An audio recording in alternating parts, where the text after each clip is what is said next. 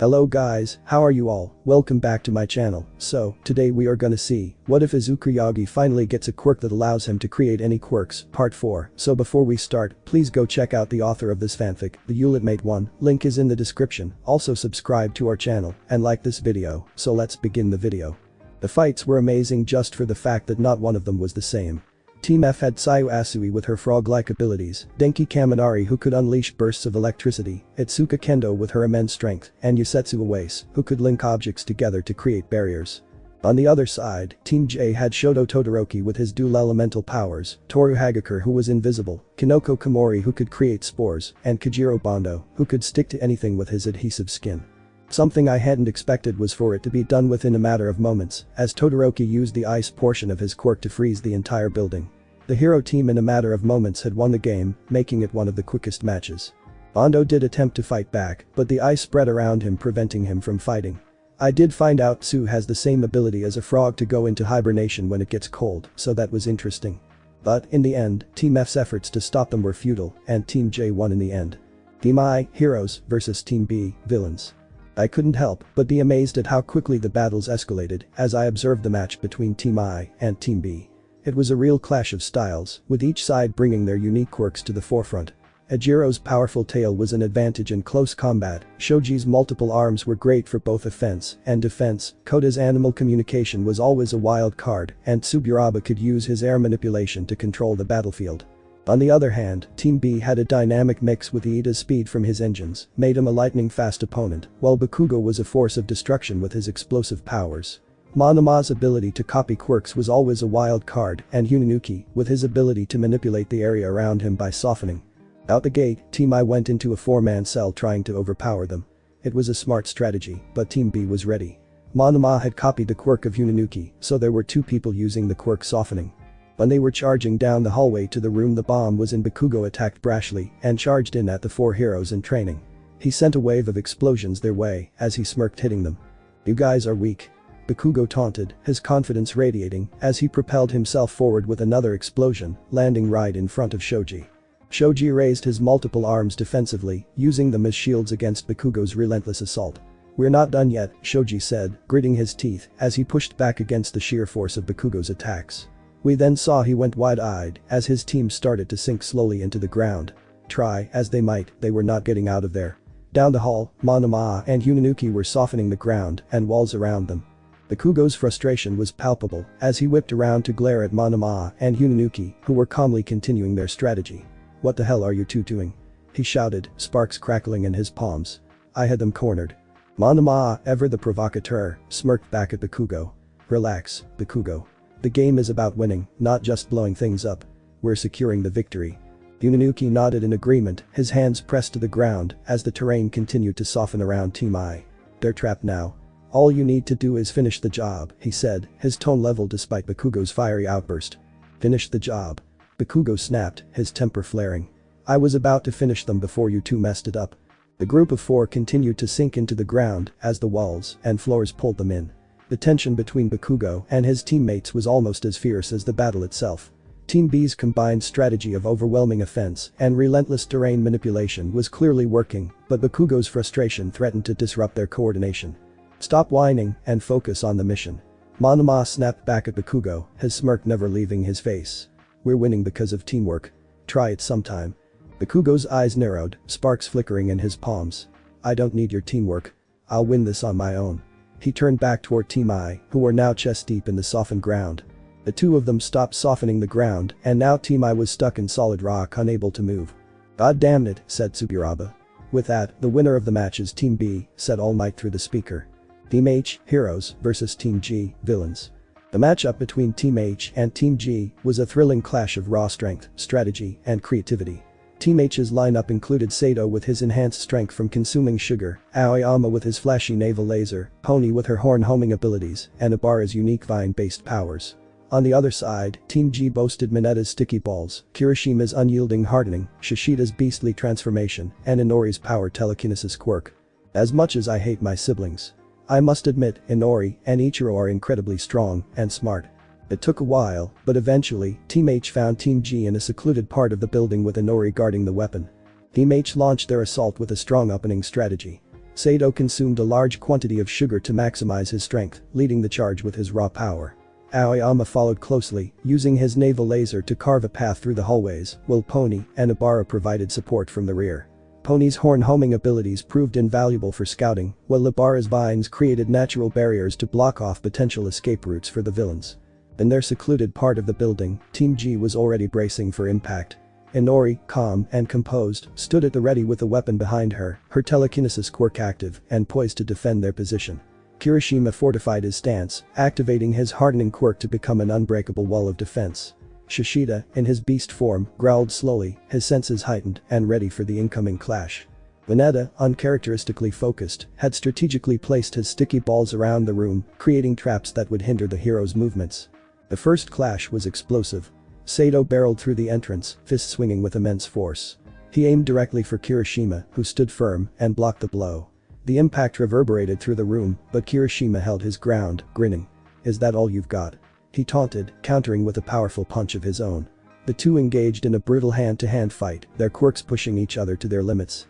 Meanwhile, Pony used her horns to target Shishida, hoping to keep him occupied, while Aoyama aimed his laser at the weapon. Pony's horns launched with precision, curving toward Shishida's massive form. However, his heightened senses and beastly reflexes allowed him to dodge the initial attack. "You'll have to try harder than that," he growled, leaping toward Pony with a ferocious swipe of his claws. Pony leapt back, sending another volley of horns his way, but Shishida batted them aside with a snarl, his strength overpowering her finesse. Aoyama, meanwhile, had positioned himself at an angle to fire his naval laser toward the weapon. His beam shot out in a brilliant flash, but Inori's telekinesis was swift and precise. She moved a rock in the way of a laser, stopping it. Frustrated but determined, Aoyama fired another laser, this time at Inori herself. However, she anticipated the attack, using her telekinesis to create a shield out of nearby debris. The laser struck the makeshift barrier, scattering fragments across the room. "You're wasting energy," she warned, her tone almost condescending.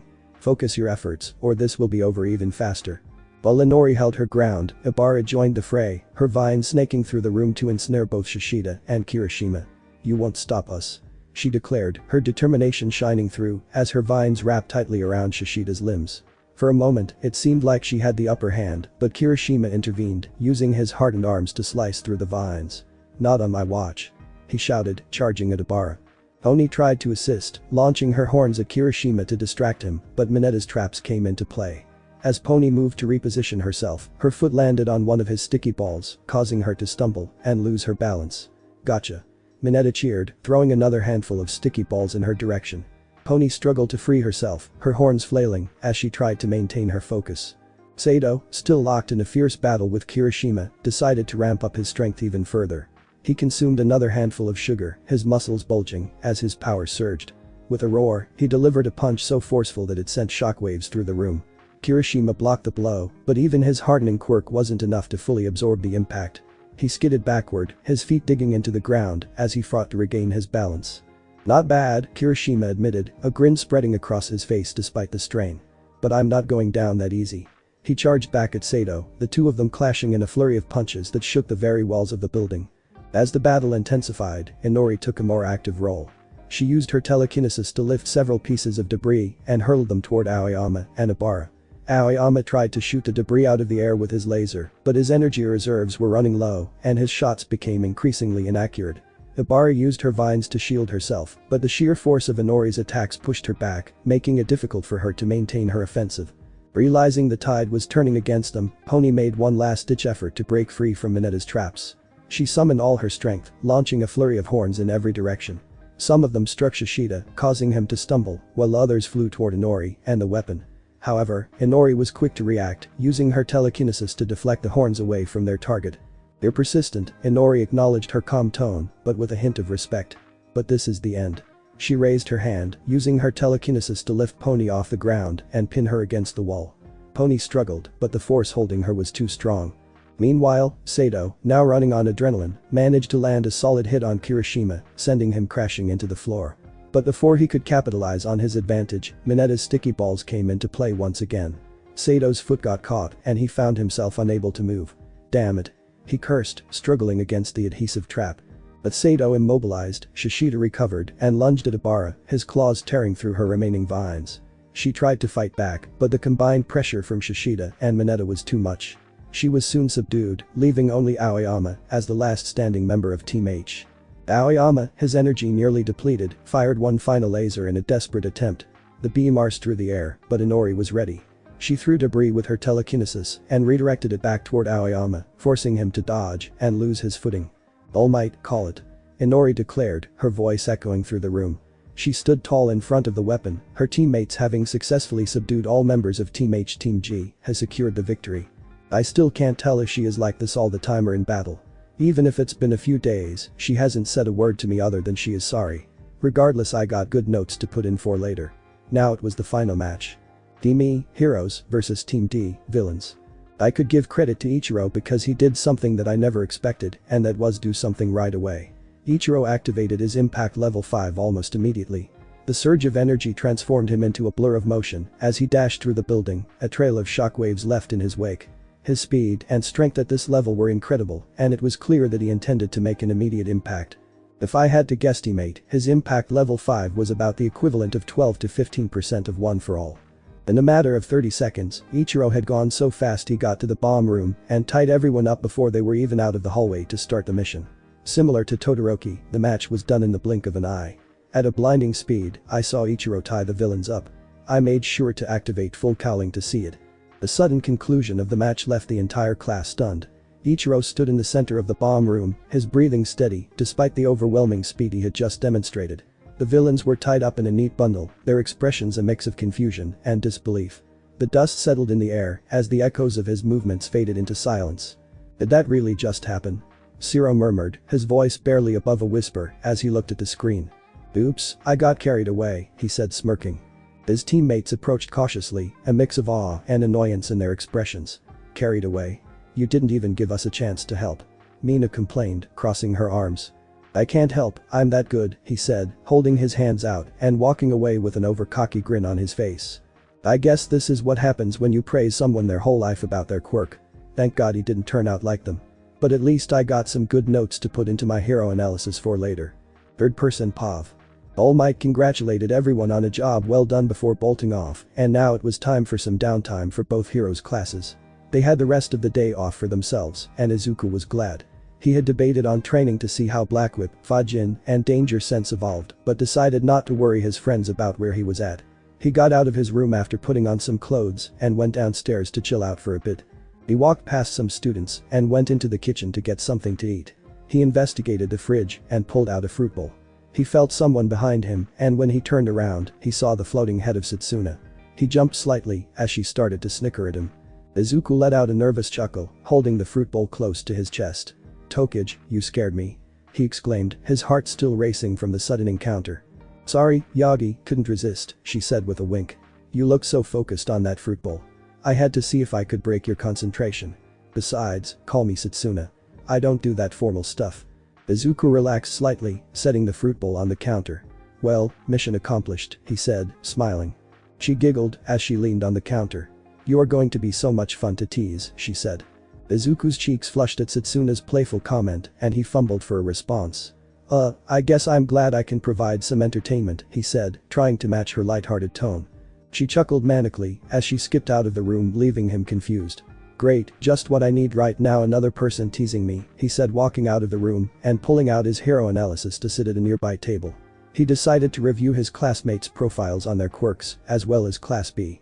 He opened his book and started getting to work based on the info he gathered and asked about. Not to mention they had discussed their quirks on the first day of coming here, so he couldn't help but jot down the info.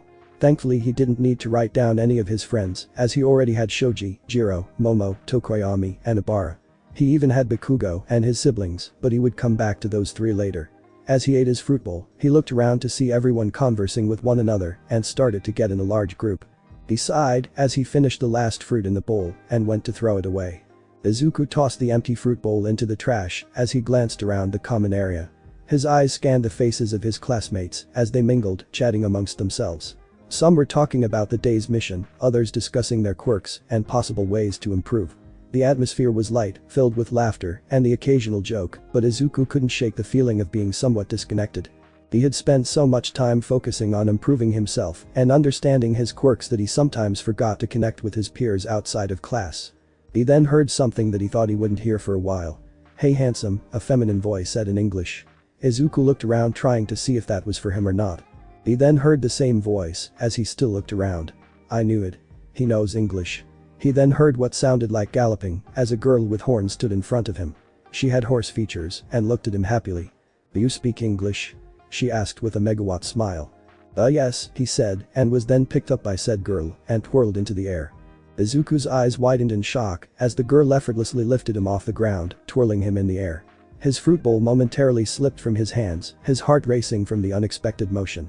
"Whoa, hey," he yelped, flailing slightly, unsure of how to react to this sudden whirlwind of energy. The girl laughed as she spun him around, clearly enjoying the playful interaction. "Don't worry, I won't drop you," she said, her voice carrying a cheerful tone that made it sound like she was having the time of her life. Her horns, protruding from either side of her head, added an element of wildness to her already exuberant energy. Her horse-like features only seemed to add to her undeniable charm. Once she finally stopped spinning him, she gently placed him back on his feet, giving him a quick pat on the head. Izuku's face was now a deep shade of red, partly from the sudden dizzying spin, and partly from the embarrassment of being picked up so easily. "Sorry about that, didn't mean to startle you. My name's Pony Tsunatori, but you can just call me Pony," she said, still grinning widely. "The reason I am over here is I spoke English earlier in battle training, and you looked at me which got me thinking you spoke it, and you did. Do you mind me asking how you know English?" she asked, bouncing around him, making him blush slightly at how energetic she was. "My name is Izuku Yagi. Well, my father went to the United States for about 4 years. He taught me and my siblings when we were young, so we knew Japanese and English fluently," he said, trying to get closer to him. "That's so cool. I am learning Japanese myself, and I am mostly fluent but still struggle from time to time. Could you help me learn it when I ask for help every now and then?" she asked excitedly.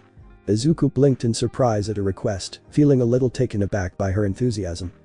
Sure, I can help if you need it," he said, trying to keep his composure despite the sudden attention. "I'm sure you're doing great with your Japanese already." "Oh my gosh. Thank you handsome," she said in English once more, making him blush once more as she skipped away happy as can be. "Women are weird," he said simply as he started to get and find something to do. Now that he thought about it, women really are interesting. Kyoka is different from Momo, Momo is different from Ibara, and she's different from Satsuna, and so on. Izuku sat down on one of the couches in the common area, still a little disoriented from the whirlwind encounter with Pony. He shook his head and chuckled to himself. "Women are definitely different," he muttered quietly, thinking about his classmates and the unique personalities each of them had. He then felt someone over him, and he looked up to see a giant person that he recognized as Hound Dog. He looked up at him wondering what he was going to say. "Are you Izuku Yagi?" he asked gruffly, but it had a tinge of softness to it. "Yes sir," said Izuku, giving him his full attention. "Alright then, come with me," he said, as he gestured to one of the quiet rooms next to the common room. Izuku stood up immediately, sensing the seriousness in Hound Dog's tone. The massive hero led him to one of the quieter rooms adjacent to the common area. As they entered, Izuku noticed the stark contrast between the lively common area and the calm, almost somber atmosphere of the room. The space was modestly furnished, with a simple table and a couple of chairs. Hound Dog motioned for Izuku to sit down, and the green-haired boy obeyed without hesitation. Izuku's mind raced, wondering what this was about. Did he do something wrong? Was there an issue with his performance in class or on a mission? Hound Dog pulled out a chair opposite him and sat down. Despite his gruff appearance, his presence was more comforting than intimidating. He rested his elbows on the table and clasped his hands together, his sharp eyes focused on Izuku. "Relax, kid," Hound Dog said, his voice low but kind. "You're not in trouble." Izuku exhaled a breath he hadn't realized he was holding. "Thank you sir. I was worried for a moment." Hound Dog's lips curved into a small, amused smirk. "I get that a lot." He paused, his expression shifting to something more serious. "I called you in here to talk about your progress, but do not worry, you were first on my list of talking to me. I need to talk to all 40 of you here, so I might as well start now, so I can get home to the wife," he said, as he pulled out some papers and his reading glasses. "Talk about what sir?" he said curiously. "Well, I need to tell you that I am everyone's guidance counselor, and I'm here to make sure you all are doing well, not just academically or in your hero training, but emotionally and mentally too," Hound Dog explained, adjusting his glasses and flipping through his papers. "Your progress is important, but so is your well-being, Yagi. A good hero doesn't just have strength. They have the resilience to handle the challenges life throws at them. Izuku nodded, his curiosity piqued. I understand, sir. I appreciate you taking the time to check in with me. Good. So, my first question is what type of hero would like to be? There are a few types we have. There are combat heroes which are self-explanatory. They deal with villains directly, using their quirk to fight, subdue, or neutralize threats, whether it is indoors or outdoors. Then, we have rescue heroes who focus on saving civilians, especially in disaster situations such as wildfires, floods, storms, and more. They may not always get involved in the fighting, but their role is crucial during evacuations or when people are trapped in dangerous environments. Support is the largest and most broad category. A few examples are heroes who work behind the scenes, helping those in combat or rescue situations by providing equipment, strategy, or specialized knowledge. Support heroes typically have quirks that focus on creating gadgets, improving physical abilities, or offering logistical support to other heroes in the field. Some more examples include healing, interrogation, tracking, and manhunts, recon, stealth, investigations, and even counseling. Many heroes fit in several categories like me. I fight villains, as well as participate in manhunts. Do you know what type of hero you would like to be? It's fine if you don't have an answer now, you just started after all, he asked once more. I do. Given how you know about my quirk already. I would like to be all three and be in as many categories as possible, he said smiling. Hound Dog raised an eyebrow at Izuku's answer. All three. That's ambitious. But I admire the drive. A hero with the ability to contribute to multiple areas is certainly valuable. But, Izuku, do you understand what that might entail? It's one thing to want to be versatile, but it takes more than just a desire to help in every category. You'll have to train not just physically, but also mentally and emotionally. You'll need to learn the ins and outs of each role and how to prioritize them when the situation calls for it. Izuku's smile widened slightly, his determination clear. I understand, sir. I want to be a hero who's capable in every situation, whether it's directly fighting a villain or saving people from danger. I know it'll take a lot of work, but I'm willing to put in that effort. Hound Dog studied him for a moment, seeming to consider something. You remind me of a lot of other students who have big aspirations. A good goal, sure, but remember, your quirk alone isn't going to define your path. You'll need to master the mental aspects of each role, too. Being able to adapt your mindset depending on whether you're in a rescue, combat, or support scenario is just as important as your physical strength or skill. Izuku nodded, taking in the advice. So, it's not just about being physically strong. I need to understand the right mindset for each role. Like, a combat hero might need to focus on offense and defense, but a rescue hero needs to keep a level head and prioritize saving people, even if there's danger around them. Hound Dog agreed. You'll need to adjust your approach depending on what you're doing. A rescue hero often has to think quickly to ensure everyone is safe, especially in dangerous environments like natural disasters or large-scale villain attacks. It's not always about how fast or powerful you are, it's about making the right decisions in the moment. But I like your guts, kid. I know you can do it, he said what Izuku said. Izuku felt a rush of determination after hearing Hound Dog's words. The idea of balancing the roles of combat, rescue, and support seemed like a daunting challenge, but it also fueled his desire to push himself further. Thank you, sir, Izuku said, his voice steady. I won't let you down. I'll work as hard as I can to become a hero who can handle any situation. Hound Dog nodded, his expression softening. I believe you. But I have another question for you. Would you like to talk about your conflicts with your siblings, family, Bakugo, and your middle school? Izuku frowned slightly. He knew Hound Dog was like a therapist, but still, this was a bit of an open wound. Well, our relationship is pretty complicated, he said, scratching the back of his head. It's a lot of stuff to go over. So much that I wouldn't be able to explain here, he said, looking at Hound Dog. Hound Dog gave Izuku a thoughtful look, his eyes assessing, but not pressing. He gave a small nod of understanding, his voice gentle, but firm. I get it. You don't have to dive into everything all at once. But it's important to address these things, Izuku. A lot of the time, we carry things from our past into our future, and if we don't deal with them, they can end up affecting our growth. Not just as people, but as heroes too. I would like to say something from the beginning to get off your chest. Izuku nodded. I guess I can. When we went to get our quirk tests, we were all so excited. Long story short, my results came back quirkless, and they showed Ichiro's and Inori's quirks. The looks on my mom and dad's face were disappointing. They didn't say anything, but I could see it in their eyes. And when they showed Ichiro's and Inori's quirks, I felt like I didn't belong. They were both so powerful, so full of potential. And then there was nothing for me. No quirk. Not until later anyway. Hound Dog leaned forward, his eyes never leaving Izuku's face. That must have been incredibly hard for you, he said quietly. Not just feeling like you let your parents down, but seeing your siblings excel in front of everyone while you were left behind. It's understandable why that experience left a mark. Izuku nodded. Yeah, I think that is the reason why I trained so hard. I don't want anyone who is my friend to give me that look. I don't want to ever do that look again. I think that was the last day that Ichiro, Inori, and I got along. Hound Dog's gaze softened and he gave a sympathetic nod. It's understandable why you'd carry that weight with you. The look in their eyes, the feeling of being left behind, it's a hard thing to shake. It's not easy to have your worth measured by something like a quirk, something that you don't have control over. But Izuku, you need to understand that your worth doesn't lie in what you're born with. It lies in what you choose to do with what you have, and you've shown time and time again that you're willing to work harder than anyone to reach your goals. I know, sir, was all he said as he looked down to the ground. Hound Dog took out another sticky note and wrote down something. Listen, if it is fine with you, I would like for you to meet me once a week for about 30 minutes. If you want to get anything off your chest, he said, handing him the note. He looked at the note too, and it showed his hours of availability, and smiled. Thank you, sir. I'll consider it, he said, getting up from his chair. That's all I ask. Oh, and don't worry, I will be doing the same for your siblings and Bakugo.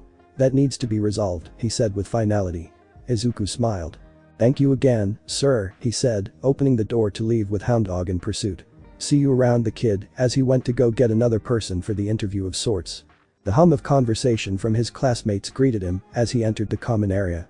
Most of them were lounging around or discussing their training plans. He spotted Momo and Kyoka sitting on one of the couches, reviewing some notes, while Kaminari and Kirishima were having an animated discussion about the day's combat exercise. For a moment, he just stood there, taking in the scene. Hey Yagi.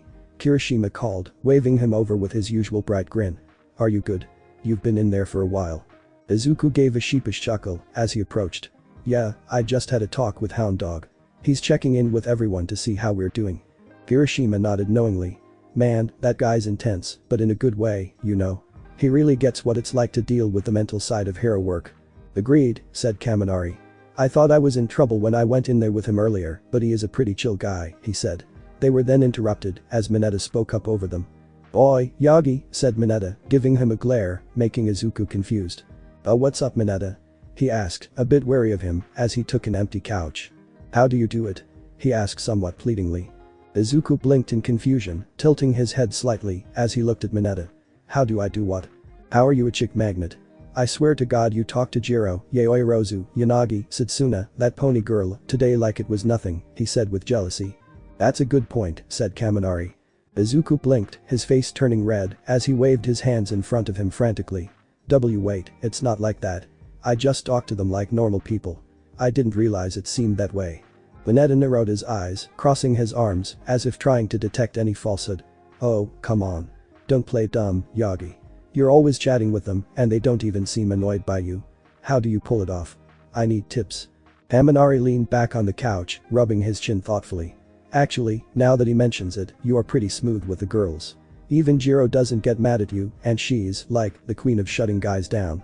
I would know. Kirishima snickered. Kaminari is just sour cause she turned him down earlier, he said, nudging Izuku while laughing at him. Shut up, Kirishima, said Kaminari, annoyed, as he changed the channel on the TV. Kirishima laughed even harder, clearly enjoying Kaminari's embarrassment. Come on, man, I'm just messing with you. But seriously, Yagi's got this whole nice guy thing down. It's no wonder people feel comfortable around him. Izuku, still flustered, scratched the back of his neck. I really don't think it's anything special. I just try to treat everyone with respect and listen when they want to talk. That's all. Mineta rolled his eyes, leaning forward with a dramatic sigh. So basically, you're saying I should be nice and respectful. That's it. That's your secret. Kirishima shook his head at Mineta. Dude, I don't even know a lot about women, and that is common sense. I mean, look at Yagi right here, he said, putting his hands on his shoulders. He is respectful and caring towards everyone, and that is why everyone likes him. I guarantee you women will fight for his attention down the line. Mineta groaned dramatically, flopping back onto the couch as though Kirishima's words had physically knocked him over. That's too much work. He whined, earning another round of groans and facepalms from the group. Kirishima grinned, patting Izuku's shoulders in an exaggerated display of admiration. See, Yagi. You're setting the bar for us guys. A true example of manliness. Izuku's face burned as he stammered, I don't think it's anything that special. Really, I just treat people how I'd want to be treated. Sure man, it doesn't make it any more annoying that you have like 5 females looking at you right now, said Kaminari, showing him the girls staring at him from a distance. Izuku's face turned a deeper shade of red as he quickly glanced toward the direction Kaminari was pointing. Sure enough, several of his female classmates were looking in their direction. When their eyes met his, most of them quickly turned away, pretending to be engrossed in whatever they were doing. Momo even raised a book to hide her face, while Jiro casually adjusted her earphone jacks with a suspiciously nonchalant air. Mina gave a small wave before scurrying off. It's not like that. Izuku stammered, waving his hands in front of him. They're probably just curious because we're talking so loudly. Right. Sure dude, just sit down and watch some TV with us, said Mineta pouting. A few hours later. Izuku was chilling out and lying in his room. He was going to do training a bit after everyone went to sleep, but he couldn't wait anymore and decided to do it now. Izuku got up from his bed with a small sigh, stretching his arms above his head. He decided that he would test out Black Whip and his other quirks to see how they evolved, so to speak. He was in a black tank top and black shorts and stepped into one of the training rooms close to the gym. Izuku stepped into the training room, the soft hum of the lights above and the faint smell of rubber mats filling the space. The room was quite empty save for him, which was exactly how he liked it during these late night sessions. It was a chance to focus, to push himself without distractions. He opened his eyes, determination gleaming in them. First up. Black Whip. He extended a tendril of Black Whip once more, feeling that it was a bit different to him. He could still use 5 tendrils for a long period. 5 tendrils, steady as usual, Izuku muttered to himself, watching the whips extend and sway in the air like living shadows. But can I push it further? He clenched his fist, focusing on summoning a 6th tendril. For a moment, nothing happened, but then, with a spark of effort, another tendril shot out, flickering slightly before stabilizing. Izuku's eyes widened in surprise and excitement. 6. I did it. He said, grinning. But his celebration was short-lived as the extra tendril wavered, unstable, before dissipating into smoke. Izuku winced, feeling the strain ripple through his arm. Still not there yet, he muttered, shaking out his hand. But progress is progress. Izuku retracted 4 of his tendrils and only had 1 out flinging around. He felt something telling him to do this, but he thought of this tendril splitting into 2. It was weird, almost like something from inside telling him. Izuku focused on the single tendril of Black Whip flicking back and forth in the air, the dark energy crackling faintly as it obeyed his commands. The strange feeling persisted, almost like a whisper in the back of his mind, urging him to try something different. Splitting 1 tendril into 2. He muttered to himself, his brow furrowing in concentration. Is that even possible? He stared intently at the single tendril, imagining it splitting apart. At first, nothing happened. The tendril wavered slightly, but it remained whole. Izuku clenched his fist tighter, his focus unwavering, as he poured more of his will into the idea. Slowly, the energy began to ripple, the tendril quivering, as if resisting his command. Then, with a faint crackle, the tendril split into 2 tendrils, both snaking through the air independently. Izuku's eyes widened in shock and excitement. It worked. He exclaimed, his voice echoing in the empty room. He moved the 2 tendrils around, testing their flexibility and range.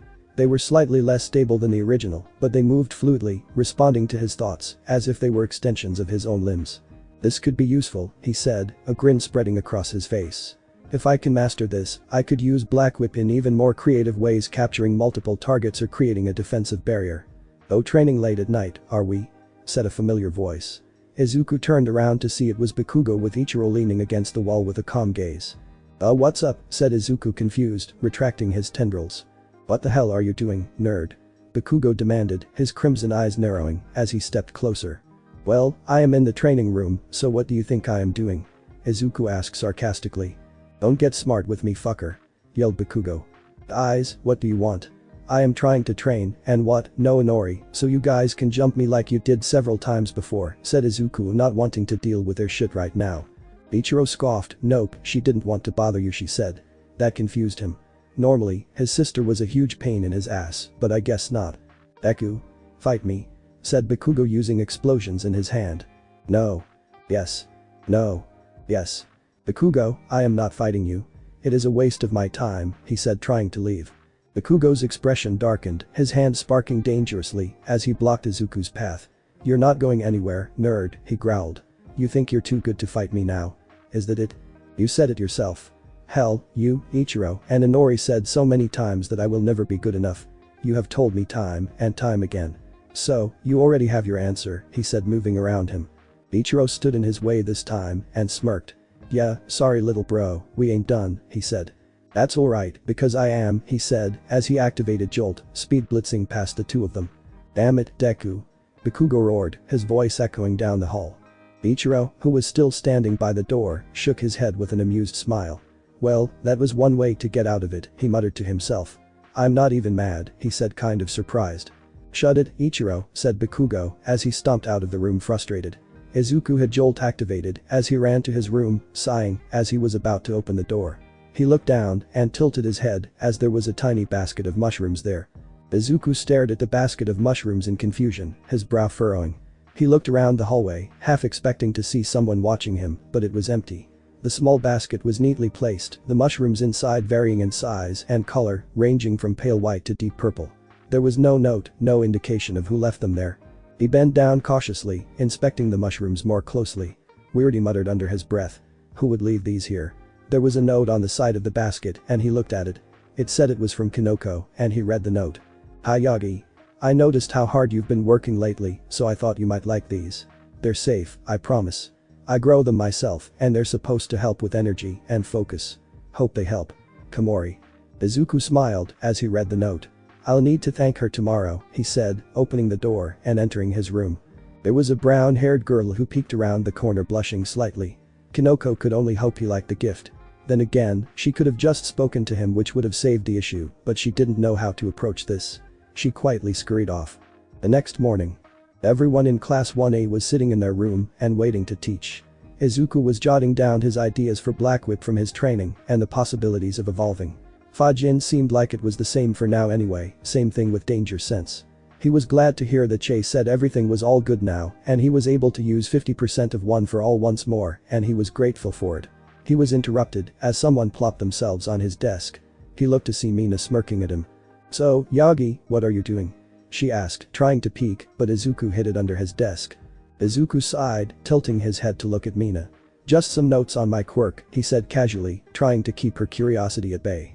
He wasn't in the mood for a long conversation about his training, especially since it was still a work in progress. Mina leaned closer, her smirk widening. Oh, come on, Yagi. You've been scribbling away like a mad scientist. You gotta share. Is it some kind of secret quirk strategy? Izuku shook his head, stuffing the notebook deeper into his bag. Not really. Just ideas for improvements. It's nothing big. Sure, she said, leaning over towards him, making him blush slightly. So, you are some big smarty, strong, capable, and a bunch of other things, huh? She said, continuing to lean in more. Well, I guess when you put it like that, I guess I am, he said, leaning back in his chair. Mina's grin widened as she saw the faintest blush spread across Izuku's cheeks. You know, Yagi, it's not just about being smart and capable. You've been pretty quiet about a lot of things lately. You're always helping everyone, but no one really asks about you. Well, I just want to help others, he said. Some of the girls started to get a bit jealous of Mina. They knew she knew what she was doing. Alright class, sit down and get in your seats, said Izawa calmly. The class quickly settled down as Izawa's commanding tone filled the room. Even Mina, who had been leaning on Izuku's desk moments earlier, backed off with a cheeky grin, mouthing "we'll talk later" before slipping into her seat. Izuku took a deep breath, grateful for the temporary reprieve, though he could still feel the gazes of some of his classmates lingering on him. Today, Izawa began, his eyes scanning the room. Will be a day that will affect you all for the rest of your lives, he said, dramatically scaring the students.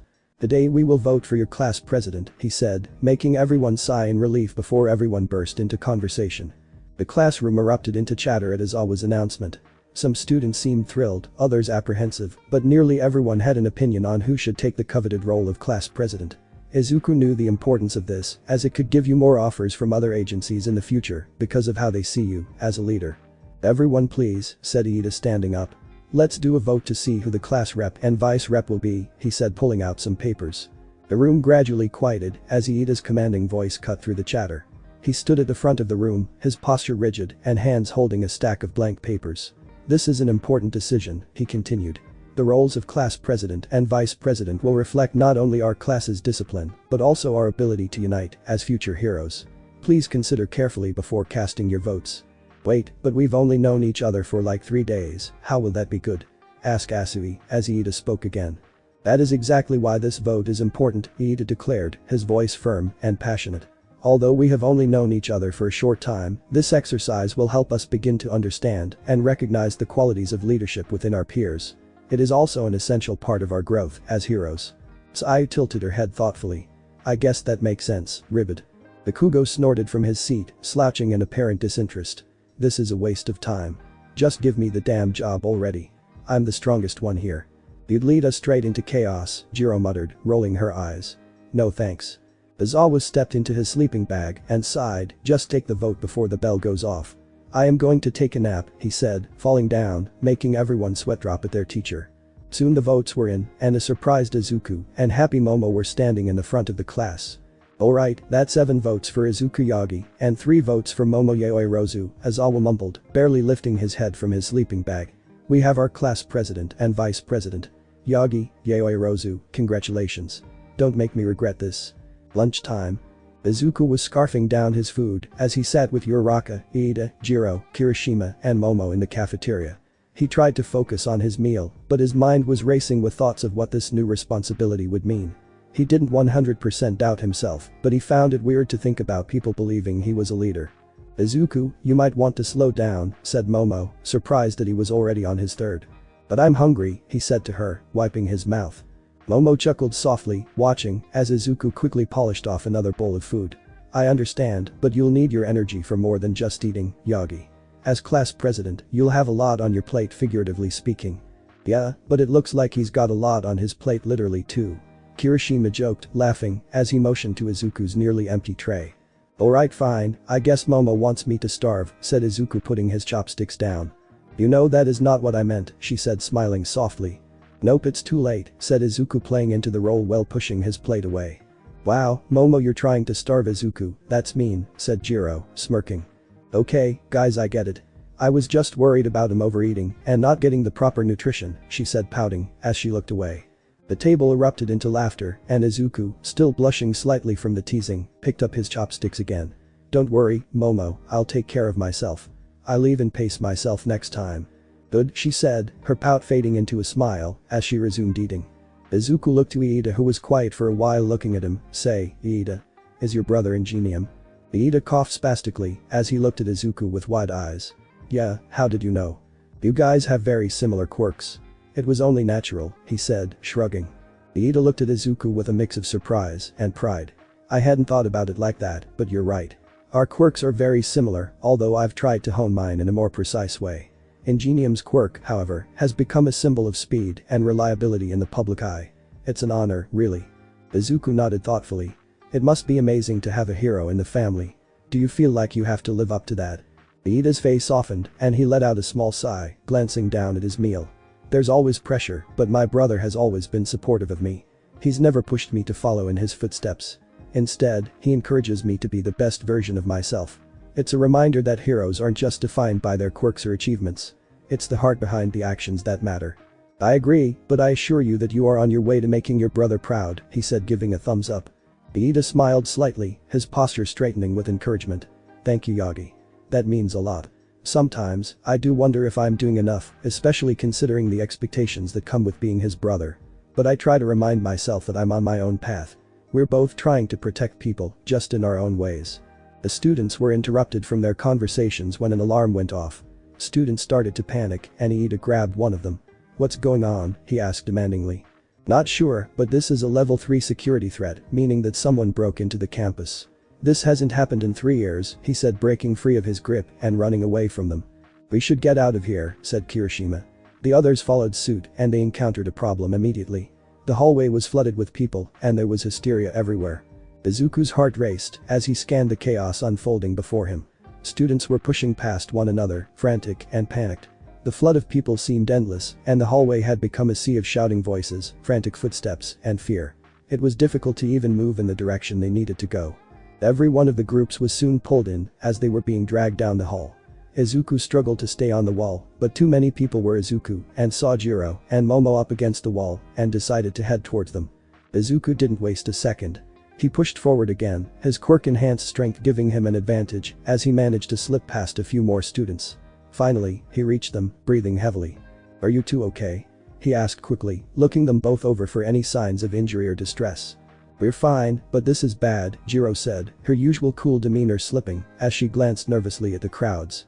"There's a break-in and no one knows what's happening. We need to stay out of the way, but we can't just sit here." Izuku tried to speak but was pushed when someone bumped into his back and fell into Jiro and Momo. Izuku blushed as he realized he put his hands up to stop the fall and his hands were on their breasts. Jiro, who had been the first to recover, gave him an understanding look, though her face was tinged pink from the awkwardness. "It's alright, Izuku," she said, her voice slightly strained but trying to keep the mood light. "It was just an accident." Momo, too, looked at him with an understanding expression, though she seemed to be holding back a smile. "We know it wasn't intentional, Izuku." "Yagi," yelled Ida as he reached for a handout and Izuku pulled him over with a blush on his face still. "There's media outside on the campus right now. That is what signaled the break-in," said Ida. Izuku's eyes widened at Ida's words, his thoughts racing. "Media. Yes, we need to tell everyone so we can all calm down," said Ida, pushing off a student who ran into him. "What should we do?" asked Momo as she scooted next to the wall more. Izuku took a deep breath and activated Black Whip, the black tendrils of energy shooting upward to latch onto the pipes above. His movements were deliberate, his focus sharp. He knew he needed to take control of the situation before the chaos spiraled further. "Listen," he shouted, his voice cutting through the cacophony of panic. The sight of his Black Whip quirk caught the attention of several students nearby, causing them to pause momentarily in their rush. "There's no reason to panic. This isn't a villain attack, it's just the media outside. Everyone, stay calm and move towards the designated evacuation points in an orderly manner." His voice carried with surprising authority, and though some students continued to push through the crowd, a noticeable number began to slow down, looking around with a bit more clarity. Izuku swung himself closer to the pipes, steadying his position so he could better address the hallway.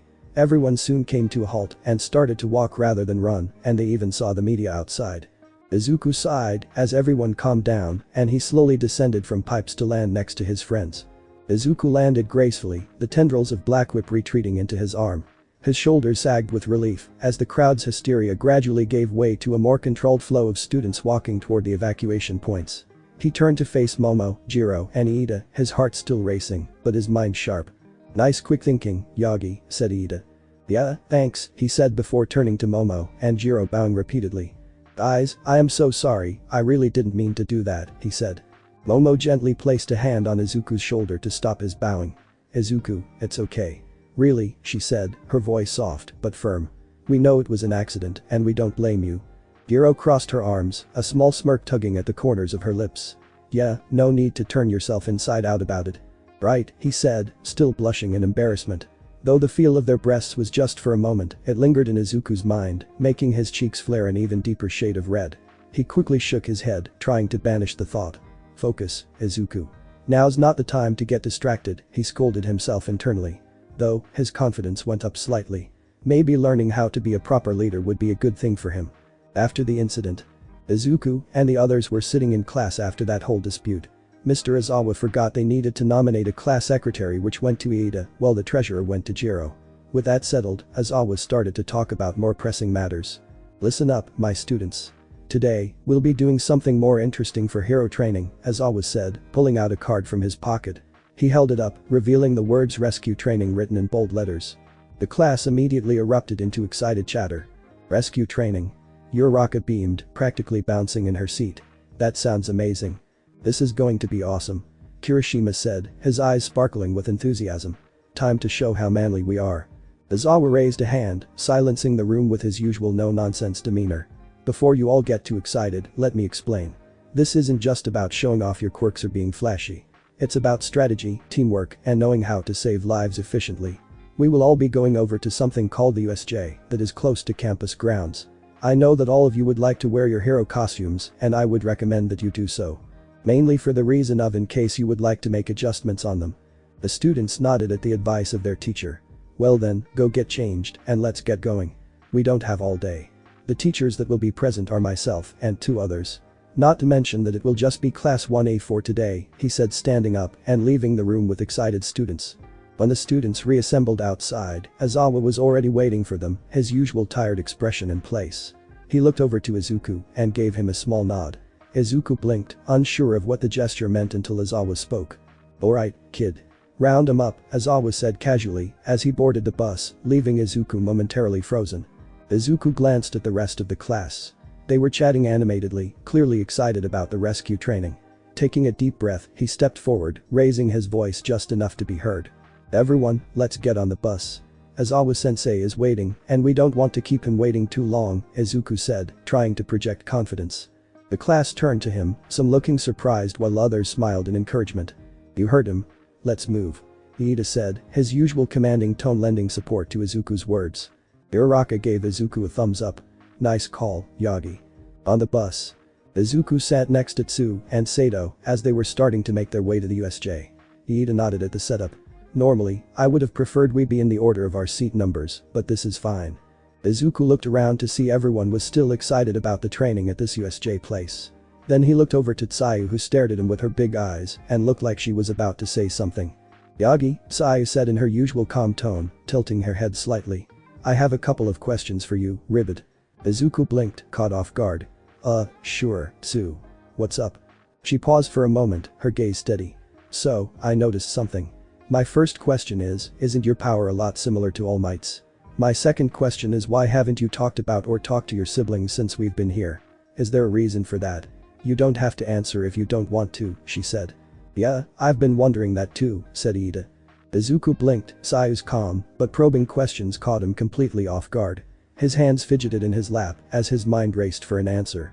"Oh well," he stammered, his cheeks tinged with pink. "Those are, kind of big questions, Tsu."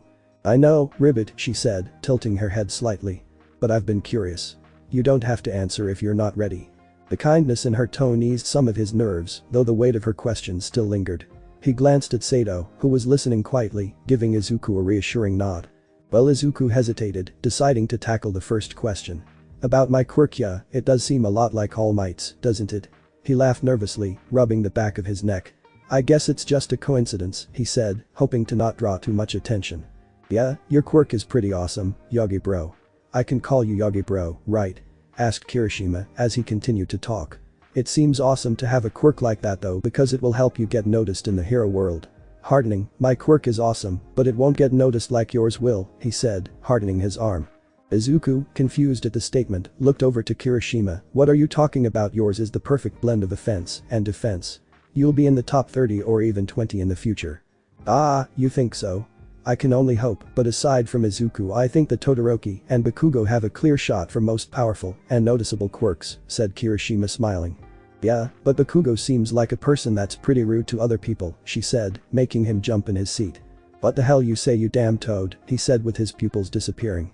Amanari smirked as he watched this happen. "Dude, the fact that we have been with each other for like 4 days and we already know that your personality is shit mixed with flaming hot garbage says something about you already," he said, chuckling.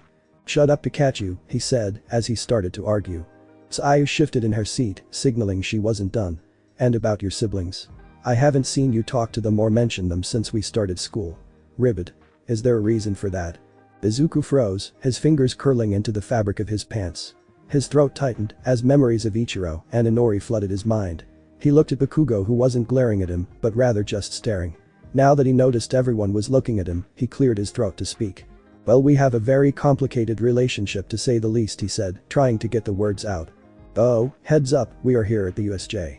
Make sure that you are ready," said Mr. Aizawa, getting up to leave with many others following suit. Izuku thanked whoever it was that looked over at him, got up, and made his way out of the bus. He kind of figured that this was going to happen at one point where people would start asking. As Class 1A made their way into the USJ, they marveled at the place.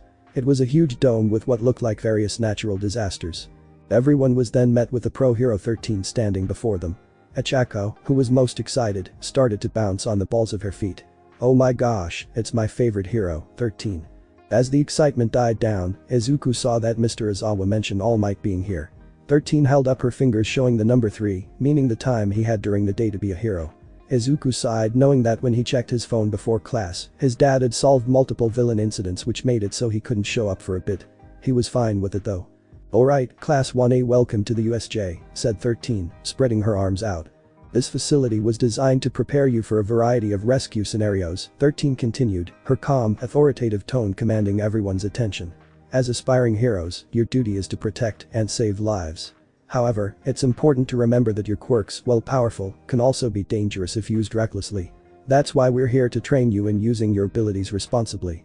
To demonstrate, look around at the different zones, 13 said, motioning toward the sections that simulated disasters like tornadoes, collapsed buildings, and avalanches. Each of these areas is designed to test your ability to navigate challenges while saving lives.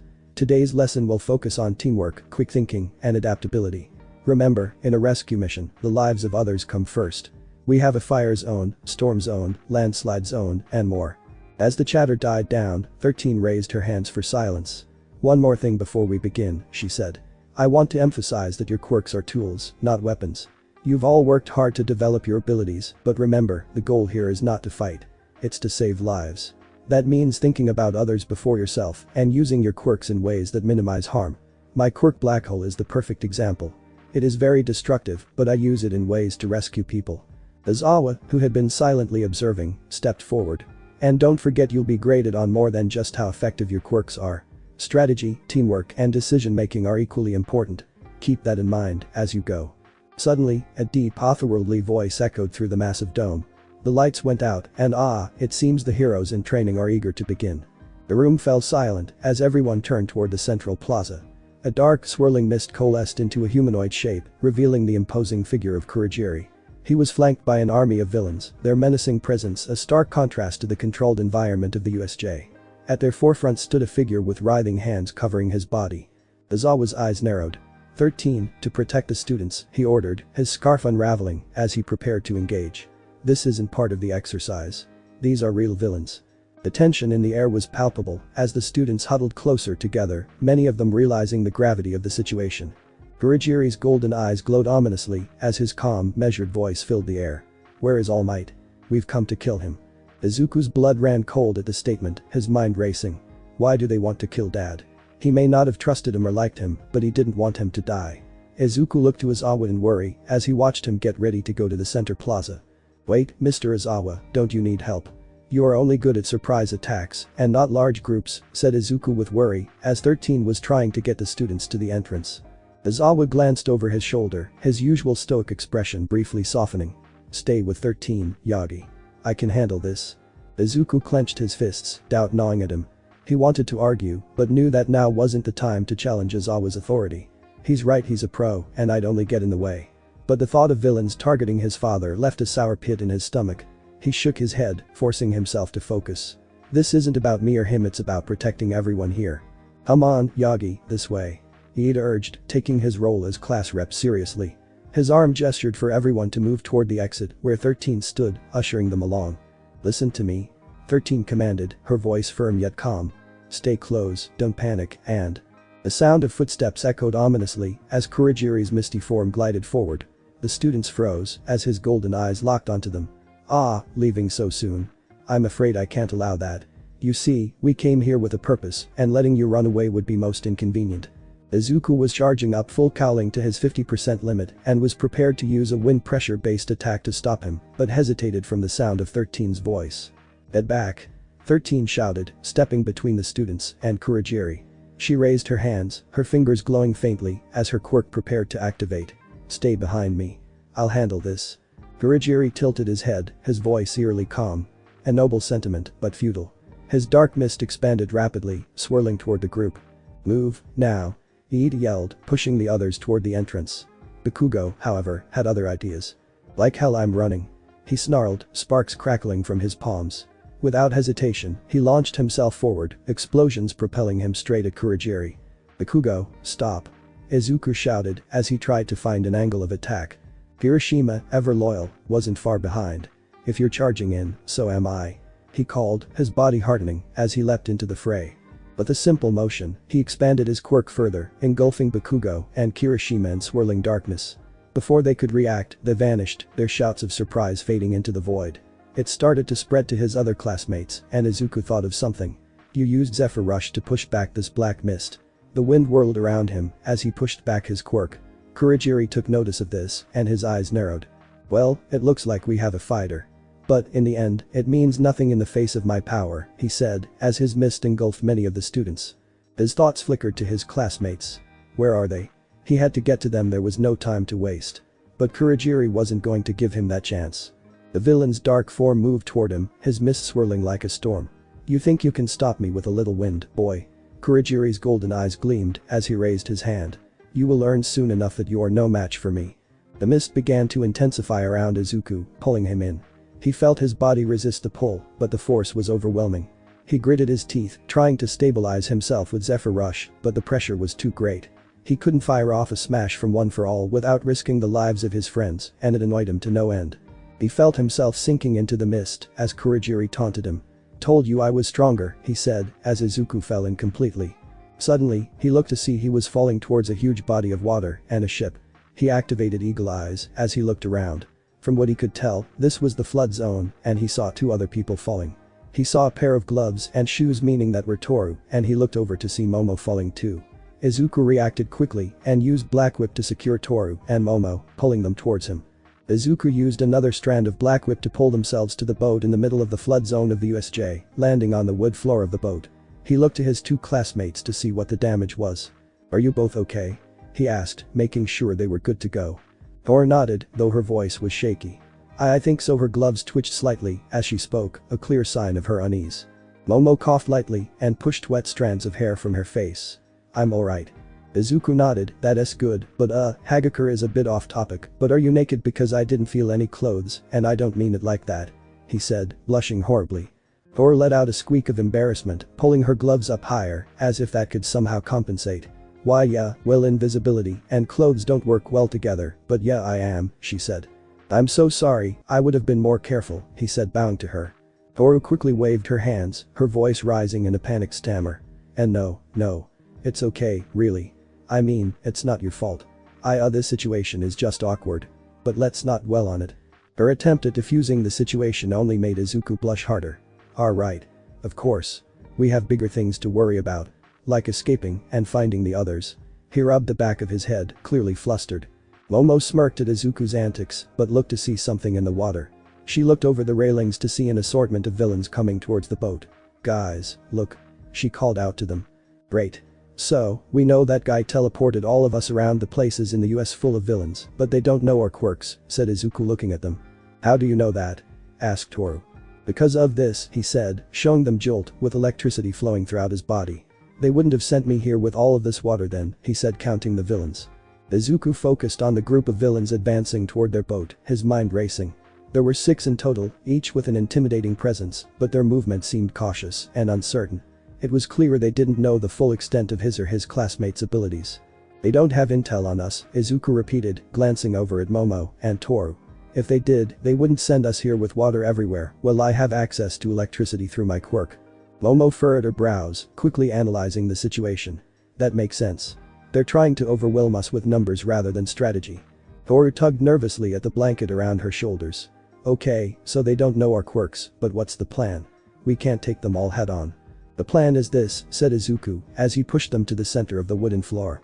"I will use my electricity to shock the water and take it out. Just be sure to not touch metal," he said, as he walked to the edge of the railing. Izuku reached the edge of the boat, his green lightning crackling fiercely as he prepared to use his quirk. He could feel the weight of responsibility pressing on him. One wrong move could put his classmates in danger. He glanced back at Momo and Toru, both standing in the center of the boat away from the metal railings. "Are you sure this will work?" Momo asked, her voice steady but laced with concern. "It'll work," Izuku said, determination burning in his eyes. "I'll send a controlled stream into the water to neutralize the villains. It won't be enough to kill them, but it should knock them out or at least keep them from getting any closer." Izuku stood firm at the edge of the boat, green lightning sparking around his body as he readied Jolt. He glanced at the villains approaching, their figures cutting through the water with sinister intent. He took a deep breath, focusing on his focus. Izuku looked to see Momo had created an insulated blanket to wrap around the 2 of them, and smiled. "It was pretty smart for the moment, and I was glad." "There you go, Izuku," said Momo. "You don't have to hold back now," she said, poking her head out. "Thanks, Momo," Izuku said, his voice steady despite the tension. "This will make things a lot easier." One of the villains, a large man with shark-like features, grinned viciously as he climbed onto a piece of debris floating nearby. "You think your little tricks can stop us? You're out of your league, kid." Izuku didn't reply. Instead, he raised his hand, the lightning around his body intensifying as he focused Jolt into his palm. The water beneath the villains began to ripple as the energy spread outward and Izuku's eyes narrowed. "I won't let you hurt anyone," Izuku said firmly. He thrust his hand forward, releasing a controlled surge of electricity into the water. The effect was immediate. The green lightning arced across the surface, illuminating the dark waters and striking the villains in an instant. They screamed as the current coursed through their bodies, their movements becoming erratic before they collapsed into the water, unconscious. The boat rocked slightly from the force of the attack, but Momo's quick thinking had ensured they were safe. "You did it, Yagi." Toru called out, peeking out from the blanket with a mixture of awe and relief. Momo nodded, her sharp eyes scanning the water. "Yes, but we should secure them. If any of them recover, they'll come after us again."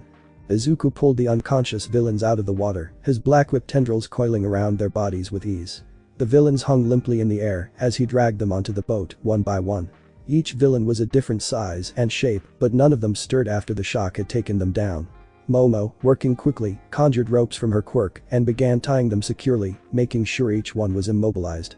Toru stepped out from behind the blanket, looking over the tied-up villains with cautious curiosity. "That was really impressive, Yagi," she said, her voice still shaky, but filled with admiration. "I've never seen you use your quirk like that before." "Thanks, I have a very versatile quirk, you know," he said, rubbing the back of his head. Momo tied the last villain as she wiped her hands off from the effort. "Well, now that is done. How do we get out of here?" she said, looking at the two of them. "I got it," said Izuku as he activated full cowling to 50%. "What does that do?" asked Momo, not sure she had seen this. "Just trust me," Izuku said again, offering his hands to the two girls. His eyes were steady, but his heart was racing. Full cowling wasn't something he used lightly. It took a toll on his body, but right now, they needed speed and precision, and he could provide that. Momo hesitated for only a moment before stepping forward, her eyes searching his face for any hint of doubt. "I trust you, Izuku. Let's do this."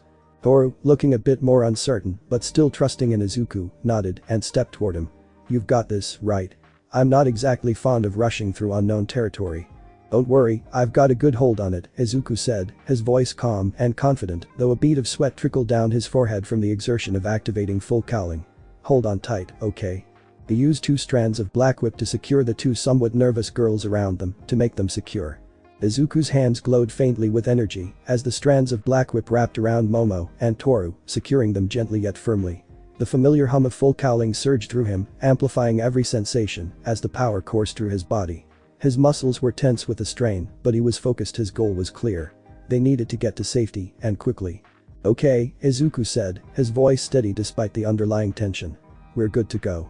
Just hold on tight." But the 2 girls clutching onto him, Izuku leapt into the air to the next location. He had hoped that the rest of his classmates were fine on their own. This is who is in what zones. Landslide Zone Jiro and Ajiro. Fire Zone Ida. Ruin Zone Kaminari and Mina. Mountain Zone Bakugo, Sato, and Tokoyami. Windstorm Zone Shoji and Shiro. 13, Todoroki, Asui, Mineta, Uraraka, Yanagi, and Kirishima stared at the towering form of Kurogiri as they tried to come up with a plan. "Listen to me," said 13, as she got everyone's attention. "Who is the fastest one here?" she asked as she prepared her quirk to be used against him. Todoroki looked at her. "I'm fast enough, but we'll need more than just speed to defeat him. He can just teleport through my ice crystals no matter how thick they are. Same goes for my flames," he said. "Then be prepared to leave. I will make an opening. You will need to tell the teachers what is happening to send back. Remember, being a hero means knowing when to trust others to hold the line," she said, shocking him. "But I can't just leave you all," he said, looking at everyone. "You know you shouldn't tell your plan out in the open," said Kurogiri as he charged at him. 13 popped open. "Black hole," she yelled out as he started to be pulled into her quirk. Shoto hesitated, not sure if he should leave them behind or fight this guy. Shoto's hesitation lasted only a heartbeat, but it felt like an eternity. 13's black hole continued to swirl, its gravitational pull dragging at Kurogiri's mist-like form. For a moment, it seemed like their teacher's strategy might work, but Kurogiri's low, resonant laughter shattered that hope. "An admirable effort," Kurogiri said, his voice calm yet menacing. "But predictable." The villain's mist stretched and twisted unnaturally, reaching behind 13. In a horrifying display, Kurogiri redirected the pull of her quirk back toward her. The rescue hero stumbled, her suit straining against the intense gravitational force. 13. Mineta screamed, his hands trembling, as she prepared to launch a volley of sticky balls. "Stay back." 13 managed to yell, her voice strained but commanding. "Focus on the plan." Shoto's mind raced as he took in the scene. He wanted to stay and fight, but 13's earlier words echoed in his head. Being a hero means knowing when to trust others to hold the line. The path was clear, even if it went against his instincts. "Everyone, hold him off," Shoto shouted, his voice cutting through the chaos. I'll get reinforcements. Don't let him follow me. Oh. Uraraka yelled back, her fists clenched tightly. She glanced at Asui, who nodded, her tongue already snapping out to pull Mineta to safety. We'll keep him busy. Kurogiri's form shifted again, his attention snapping to Shoto. You think you can escape? Foolish. Before the villain could intercept, Kirishima charged forward, his heart and body slamming into the ground between Kurogiri and Shoto. Not so fast. Kirishima growled, his jagged arms raised defensively. You're not going anywhere near him. Kurogiri's mist swirled ominously, his form reforming with chilling precision. You're brave, he said, addressing Kirishima with a cold, almost mocking tone. But bravery without strategy is meaningless. Kirishima gritted his teeth, his rock-like armor gleaming under the dim light of the facility. We'll see about that, he growled, taking a defensive stance. Behind him, Shoto used the opening to dash toward the exit, his boots crunching against the debris-strewn ground. Keep him busy. Shoto shouted over his shoulder, his voice firm, but tinged with urgency. His classmates, standing together as a makeshift shield, gave him the confidence to press forward. Kurogiri turned his attention to the remaining students, his mist-like form swirling menacingly. You truly believe you can hold me off? He asked, his voice an unsettling mix of calm and menace. Do not underestimate us. Yanagi added, her quirk activating, as she levitated several chunks of rubble, hurling them at Kurogiri. Kurogiri shifted his form again, dodging the attacks with unnerving fluidity.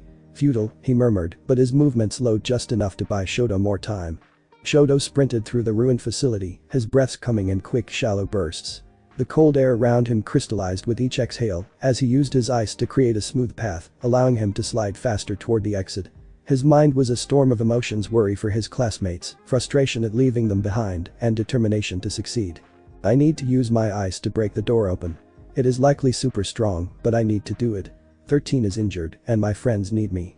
I can only use my flames in unison with my ice for so long, but I need to push through, he thought, as he made it closer to the door. Shoto skidded to a halt in front of the massive double doors of the USJ facility. His chest heaved as he took a deep breath, frost curling from his lips as the adrenaline coursing through his veins mixed with his icy power. The door loomed before him, its reinforced steel standing as the final obstacle between him and the reinforcements his friend so desperately needed. He placed a hand against the frigid surface, his breath catching in his throat. It's reinforced probably to withstand even high-level quirks. But I can't let that stop me. Frost began to spread from his palm, delicate crystalline patterns racing across the surface. Shoto clenched his teeth, focusing his power, but the reinforced material resisted his efforts. He knew ice alone wouldn't be enough. His left side flared to life as flames erupted from his arm, bathing the door in intense heat. The sudden shift in temperature caused the steel to groan and crack, steam hissing into the air. Shoto winced as the opposing forces clashed within him. Behind him, Kurogiri's ominous form began to materialize, his mist swirling with deadly intent. The villain's voice cut through the air like a blade. You're too late, he said, his tone calm and mocking. Shoto turned his head, his heart skipping a beat as he saw the dark mist coalescing into Kurogiri's shape. No, not now. But before Kurogiri could make his move, he froze literally. His mist-like form began to rise into the air, his movement suddenly jerky and uncoordinated. What? Kurogiri's voice faltered, his composure cracking for the first time. From behind him, Uraraka stepped forward, her fingers glowing as she activated her zero-gravity quirk. You're not getting anywhere near him. She shouted, her voice filled with resolve. You damn brat, he said, floating into the air. But it wasn't done there. He felt something wrapped around his metal plate, and it was Tsu's tongue. Nope, not today's villain, she said, as she started to swing him around. She threw him far enough that he wouldn't be able to teleport close to Shoto, giving him some time. Shoto pushed through his limits, and the door blasted open from the intense heat and cold, allowing him to escape through a somewhat small hole. He used his left side to create an ice path while using his flames to propel himself forward, making his way to UA. Shit, was all Kurogiri said, as he watched a child run to UA to get help. Now there was only so much time. But Izuku, Momo, and Toru. Izuku landed near the central plaza at the edge of the water, making sure not to hurt the two girls he had at their side. He deactivated full cowling and black whip and looked to the two of them. Izuku landed softly near the central plaza, his feet grazing the edge of the water as he carefully ensured that Momo and Toru were unharmed. He dropped them gently to the ground, his movements as controlled as possible, all while staying aware of his surroundings. The last thing he wanted was for them to be caught off guard by the chaos surrounding them. He deactivated full cowling, letting the hum of his power fade, and black whip dissipated into the air, returning to the depths of his consciousness. Alright, we're here, Izuku said, exhaling deeply as he stood up straighter. His body ached from the exertion of carrying them both, but his focus was unwavering. The mission wasn't over yet, and there was still plenty to do. Are you both okay? Momo nodded, brushing a strand of hair from her face as she adjusted her gear. Her expression was serious, but Izuku could tell she wasn't shaken. We're fine, Izuku. We're just glad to be here, but we have no time to waste. We need to get to the entrance. Izuku heard fighting, and he went and looked over the edge. He saw that his teacher was fighting the villains off. But, what about Mr. Izawa? Doesn't he need help? He asked, concerned for him. He will have to be fine on his own. We aren't even heroes yet. We would only get in the way, said Momo. Izuku clenched his fists, his breath coming in sharp bursts as the frustration began to boil within him. He hated feeling helpless, especially when it came to his friends and mentors. But he's out there alone. We can't just leave him to fight them by himself. Toru, hovering nearby, her invisible form flickering in the air, spoke up with a tone that was equal parts serious and optimistic. We're not going to leave him, not to mention he is a hero for a reason. Let's just wait it out and see what happens, she said. Momo, sensing the turmoil in his expression, placed a hand on his shoulder, grounding him. Izuku, she said gently but firmly. I know you want to help him, but we can't risk it. If we go rushing in without a plan, we'll only make things worse. Mr. Izawa knows what he's doing. We'll wait for the right moment. But he said, still feeling helpless not to assist him. He clenched his fists as Momo kept her hand on his shoulder. He kept watching his teacher using his scarf to deal with the villains. He admired him slightly, as Izawa didn't have anything physical about him. He didn't say he wasn't strong, but Izawa's quirk made it so that the person he faced off against would be on his level. He didn't have a physically enhancing quirk, so he was just a normal guy fighting against them in the best way he could. He was stirred from his thoughts as he saw the man with hands charge in at Izawa, making him nervous, but Momo's hand tightened on him to make sure he didn't do anything dumb. Izuku's attention snapped back to the battle as he saw Izawa using his scarf to restrain one of the villains. It was impressive, seeing the seasoned pro fight so fiercely, relying on nothing more than his ingenuity and his quirk. Izawa didn't have the luxury of a physically enhanced ability like most heroes. His strength wasn't in raw power, but in his ability to erase the quirks of his opponents, bringing them down to his level. Even without extra abilities, Izawa fought as though he were on the same level as those around him, using his mind and skill to level the playing field. Izuku admired that. He thought that Izawa's resilience and adaptability were something to aspire to. But right now, seeing his teacher locked in a desperate fight, Izuku couldn't help but felt like he should be out there, helping. Suddenly, Izuku's heart skipped a beat as he saw one of the villains moving towards Izawa. His eyes narrowed, watching with a tense focus. He had hands all over his body and was able to move at a high speed. Shigaraki lunged at him with Izawa ready to hit him with an elbow. Izawa hit a well-placed elbow but was caught by Shigaraki, who smirked. It took me a while to notice, but your quirk is activated when your hair stands up. Not to mention your quirk is being activated for less and less time, he said as his clothing started to crumble apart. Izawa's eyes widened as he felt his elbow start to fall apart. He punched the villain in the face, backing away from him as he looked at his elbow. Shit, I can't move it, he said as he kicked another villain away from him as he tried to regroup himself. Izuku stared at his teacher as he was now hurt. He subconsciously activated full cowling to 50%, making Momo nervous. Izuku, please, she said as he started to stand up. I can't stand it as our teacher is hurt, he said, looking at her. He then heard the villain say one word. Nomu.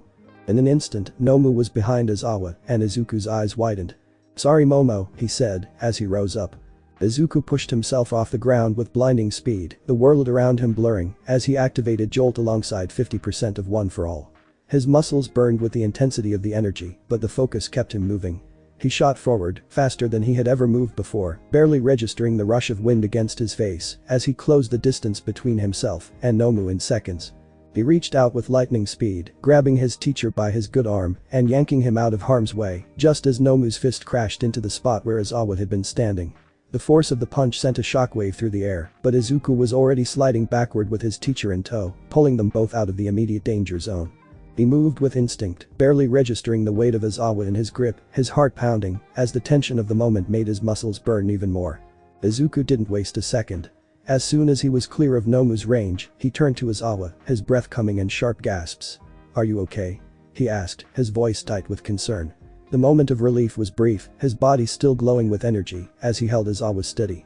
Izawa for the most part was shocked at how fast he was able to move him out of the way of the monster's figure. What are you doing, kid? He asked, half glad and half upset at the recklessness of his student. "Getting you out of the way," said Izuku, surprised he was able to move that quick himself. He looked out the corner of his eye to see that Momo and Toru were out of the water and still a good distance away from them, but enough to be visible. Izuku's heart was still racing, his adrenaline pumping in overdrive. He glanced back at Izawa, still holding him steady, making sure his teacher was stable for a moment. The hero looked up at him, his expression a mixture of disbelief and annoyance. "You have no idea what you're doing, do you, kid?" Izawa's voice was stern, but there was a hint of gratitude underneath it. "I just saved you then, yes, I do," he said, slightly annoyed himself. Shigaraki was now intrigued by the kid in front of him. He was annoyed that Eraserhead didn't get crushed and the kid somehow was about to speed blitz his way to get to him. He started to scratch his neck as he looked at Izuku. Shigaraki's eyes narrowed as he observed Izuku, a twisted smile creeping across his face. Well, he muttered, his voice laced with dark amusement. "It looks like we've got a little speedster on our hands. But you're too reckless, kid." He tilted his head slightly, as if studying Izuku like a puzzle he couldn't quite figure out. The black mist appeared right next to Shigaraki, and Izuku knew this wasn't going to be fun. "Shigaraki. One of the students has escaped," he said, making Shigaraki's hands twitch. "Kurogiri," he said, started to scratch his neck rapidly. "How the hell are you supposed to help if you just messed up our plan," he said, causing himself to bleed when he just stopped and started to smile at Izuku. "No matter. I need to let out my frustration," he said, as he looked at Nomu who waited there emotionlessly. Izawa looked at his student and grabbed him with his good arm. Izawa's grip on Izuku's arm was firm, despite the obvious pain from his injuries. He looked at his student with a sharp gaze, his expression a mix of frustration and something else, perhaps reluctant approval. "Izuku," he said, his voice low and urgent, "you need to get out of here." "Can't do that, sir. You are too injured to fight this thing," he said, looking at him with concern. Before Izawa could talk back, Shigaraki got the two's attention. "Do you two know what this thing is?" Shigaraki gestured toward Nomu with a flick of his hand, his smile twisted and full of malice. "This thing isn't just some mindless beast. It's the culmination of our work. The perfect weapon created to destroy All Might." Izuku's eyes widened as he stared at the creature. So this was the plan to take out his father. "Now, why don't we go for a test drive before All Might get here?" "Nomu, take out the kid," he said calmly. Izuku's danger sense activated, and in the blink of an eye, Izuku activated full cowling along with Jolt once more as he saw the big creature coming at him. He looked over to his teacher who hadn't moved. He realized that he was seeing everything in slow motion from his high speed. "Sorry, Aizawa-sensei." Izuku gritted through his teeth as he shoved his teacher to safety, sending him flying toward Momo and Toru, who were watching from a distance. Aizawa's eyes widened in shock, but he didn't resist, trusting his student's instincts. As soon as he saw that Aizawa was out of the immediate danger zone, Izuku turned back to face Nomu. The 50% of one for all coursing through him, Izuku crouched and then launched himself toward Nomu. The creature swung its massive fist toward him. His fist collided with Nomu's fist with a thunderous impact. The force of the punch sent a shockwave reverberating through the plaza, rattling windows and shaking the very ground beneath them. Izuku's knuckles stung from the force. He looked at the creature, realizing that he didn't do a thing to it. Even with 50% full cowling, Nomu received minimal damage. Izuku felt something tear in his arm from the punch, realizing this thing was the real deal. Shigaraki laughed as he stood beside Kurogiri. "So, our little speedster is also strong, huh?" "No matter. Like I said, hero, this thing was built to destroy All Might. One of his powers is shock absorption. Plus, he has super regeneration. You can't beat him," he said as he stood there giddy with excitement. Izuku gritted his teeth, his mind racing. Shock absorption. It was a terrifying realization. Nomu wasn't just any monster. It was a supercharged weapon designed to resist the very force that would normally shatter any other being. Even his full cowling with 50% of one for all wasn't enough to deal significant damage. The odds were stacking higher by the second. If this thing can handle my dad at 100% of his power, then I need to beat him with more than 100% of mine. But I'll hurt myself going past my limit of 50%. But there is also the fact that one for all becomes stronger with each user, and I am technically the 10th user of this quirk, in a way. No matter, I need to win. No matter what happens to me. I need to use everything that I have in my arsenal, he thought as he stared the beast down. His mind quickly assessed his options. Jolt had already given him speed, but he was still just slightly slower than Nomu. I need more speed, and I need to be able to react faster. He knew the answer. Eagle eyes. The quirk would allow him to perceive movement at an even slower rate, giving him the edge he needed to outmaneuver the Nomu. But speed alone wasn't enough. Nomu's shock absorption meant that any hit he landed would likely do minimal damage. Izuku needed to strike with power. He clenched his fists, feeling the electricity coursing through his veins. I need more output for both One for All and Jolt. His mind snapped to Fajin, the quirk that allowed him to build up kinetic energy and release it in devastating bursts. With this, he could unleash powerful blows that could potentially damage Nomu's tough exterior.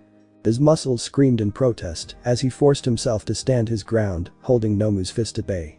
His body felt like it was being pushed to its breaking point, but he didn't care. He wasn't going to let this monster kill his father or anyone else. He had to win. No matter what happens to me, I need to use everything that I have. You can play Usair on here if you want. Shigaraki scoffed, you are a strong young hero in training, I'll give you that, but that is enough. Nomu. Eliminate him, he said. The command was cold, devoid of mercy, and Nomu's eyes, void of emotion, locked onto Izuku as it began to retract its fist, preparing for the next move. Izuku closed his eyes as he started to activate his quirks. He pushes One for All to 75% and Jolt to its limit, making his body scream in pain, but the adrenaline helped with counteracting that. He activated Eagle Eyes to ensure he would be able to see Nomu's attacks easier, and he prepared to use Fajin. Nomu cocked his massive fist back as Izuku mirrored the action, his own hand trembling slightly under the strain of his growing injuries. Their fists collided once more with a deafening boom, the force of their blows reverberating through the battlefield. The impact was far greater than before, a shockwave rippling outward that sent nearby students and debris flying. Those within close proximity could barely hold their ground, their forms buckling against the sheer pressure of the clash. Shigaraki, growing visibly frustrated as the confrontation dragged on, barked at his monstrous creation. Again. He commanded, his voice sharp and laced with desperation. Obediently, Nomu reared back once more, the grotesque bulge of its arm muscles contorting unnaturally as it prepared to unleash another earth-shattering punch. Across from it, Izuku stood defiant, though his battered body protested with every movement. His breaths came in sharp ragged bursts, and his legs trembled under the weight of his injuries. Pain coursed through him like wildfire, threatening to bring him to his knees, but he gritted his teeth and forced himself upright. He couldn't falter now. He wouldn't. Their fists collided again. And again. And again. The pace of their strikes quickened until it became impossible to follow with the naked eye. Each successive blow produced a shockwave stronger than the last, forcing those nearby to struggle just to stay grounded. Mr. Izawa, his eyes darting between the ferocious battle and his vulnerable students, wrapped his scarf tightly around Momo and Toru, anchoring them in place against the relentless wind pressure. The air around them seemed to ripple with energy, vibrating with each thunderous hit. Damn it, Kurogiri. Get to them. Shigaraki snarled, his composure cracking. The dark mist of Kurogiri's portal flickered uncertainly as he replied, I can't, Shigaraki. The energy is too unstable, I can't get close enough without being torn apart. Izawa, his usually stoic expression now strained, found himself in a similar predicament. His own limitations gnawed at him as he grappled with the situation. Izawa-sensei, you have to help Izuku. Momo shouted. Her voice barely audible over the roaring winds. She clung to the ground, her wide eyes filled with worry. I can't, Yaoi Rozu, Izawa admitted through gritted teeth. His frustration was palpable. This is a whole different playing field. My goggles broke a while ago, and I can't keep my eyes open long enough to erase its quirks. The wind pressure is too intense. His voice softened slightly as he added, almost to himself, I have to trust him. I have to trust that he can handle this. On the battlefield, Izuku pushed himself to his limits and beyond. His strikes grew fiercer, faster, as he drew upon every ounce of strength within him. Shigaraki, shielding his face from the flying debris, watched in disbelief as the boy's punches seemed to match, then surpass, the Nomu's. You can't win. Shigaraki shouted, his voice tinged with both anger and panic. Nomu was made to destroy All Might. Do you hear me? All Might. Izuku's response was a defiant roar. Then it's a good thing I'm not him. His costume, already battered from earlier encounters, began to crumble away under the strain of his movements. Strips of fabric peeled from his arms and chest, revealing crimson skin marred with swelling and bruises. His muscles burned as though they were on fire, but Izuku didn't stop. He couldn't stop. The pain no longer registered his nerves, likely too damaged to send the signals. His arms glowed a furious red, a testament to the toll his relentless assault was taking on his body. To the untrained eye, it seemed as though Izuku and Nomu were evenly matched. But for those who could perceive the details, something extraordinary was happening. For every punch Nomu threw, Izuku was responding 1.5 times faster, each of his blows packed with explosive force. He was moving so quickly and efficiently that he was landing hit after hit before Nomu could fully recover. You said his quirk is shock absorption, not nullification, Izuku shouted over the chaos, his voice filled with defiance. That means he can only handle so much. He has a limit. His fists blurred as they struck Nomu with relentless precision. Izuku's mind raced, his enhanced cognitive functions calculating at lightning speed. If my estimates are right, with Fajin, Jolt, and One for All at 75%, I am hitting him with about the same amount as Dad would if he used 100%, maybe a bit more with how this thing is reacting. I haven't much time to increase the power of One for All, so I need to use more of it. The thought ignited something within him, pushing him even harder. It's not enough. I need to increase my output more. Grimacing, Izuku made the split-second decision to push his One for All output to 80%. His body screamed in protest, muscles tearing, and bones creaking under the strain, but he forced himself through it. His energy output surged, creating shockwaves so intense that even Shigaraki had to brace himself. What is happening?" Shigaraki yelled. His voice tinged with panic as he saw the unthinkable unfold. The Nomu, Shigaraki's ultimate weapon, was faltering. Each punch sent the creature stumbling back, its grotesque form struggling to withstand the sheer power it was being bombarded with. "You're nothing more than a child." Shigaraki spat, though his confidence wavered. "You can't defeat Nomu. Watch me." He yelled and continued to lay out blows on Nomu. Nomu was no longer landing blows as he once did, but rather was just being hit repeatedly. Nomu roared in fury, its body convulsing as it tried to retaliate, but it was too slow now. Izuku was no longer fighting defensively, he was outright dominating the fight. Nomu's counterattacks became sluggish, its once invincible form now struggling to withstand the onslaught. The villain's body shuddered, its reinforced muscles reaching their limit.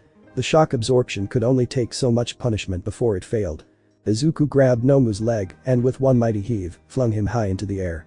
The monster soared, arms flailing wildly. Izuku bent his knees, then launched himself skyward in pursuit, his green lightning crackling violently around him.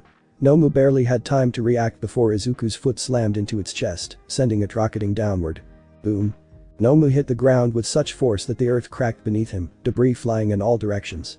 Izuku landed softly, green lightning reverberating around his body as he smiled. "You know, I've been here for only a few days, but the US has already taught me one thing," he said, clenching his fist as energy began to surge within him. With 80% of One for All and Fajin's reserves maxed out, Izuku cocked his fist back, the very air shaking from the sheer force building in his arm. Nomu stirred, its body twitching, but Izuku was already moving. That is to go beyond. He blasted forward, breaking through the sound barrier as his fist pulled back a hammer ready to drop. Shigaraki took a step back. No, this isn't happening. The moment Izuku's fist connected, the entire battlefield shook. Plus ultra. The Nomu rocketed through the air, a blur of dark flesh and twisted limbs. It impacted the walls of the USJ, shattering the reinforced concrete as if it were made of glass. The force of the blow was so immense that the beast punched straight through, its body sent careening into the open sky beyond. Crack. Boom. The trail of destruction followed its path, shockwaves rippling outward as the Nomu spun uncontrollably, smashing through a distant watchtower before disappearing into the forest beyond the training grounds. For a long moment, silence hung over the battlefield. Izuku exhaled sharply, his body trembling from the sheer overload of power he had just unleashed. His muscles screamed, his vision blurred, and his breath came in ragged gasps. But he remained standing. He had won. Shigaraki stood frozen, his red eyes wide with disbelief. His most powerful pawn, the bioengineered monster designed to kill All Might, had been overpowered. By a student. By a child. By a brat. Then no, Shigaraki took an unsteady step back, his fingers twitching. That's impossible, that's not how this was supposed to go. Izuku slowly turned his gaze toward him, green lightning still crackling around his battered form. He could barely stand, but his eyes burned with defiance. "Looks like I just rewrote your script." Kurogiri's smoky form wavered. "Shigaraki, we need to go." Shigaraki's teeth gritted together in frustration. He wanted to deny it, to refuse to accept what had just happened, but he knew. Nomu was gone. The plan had failed.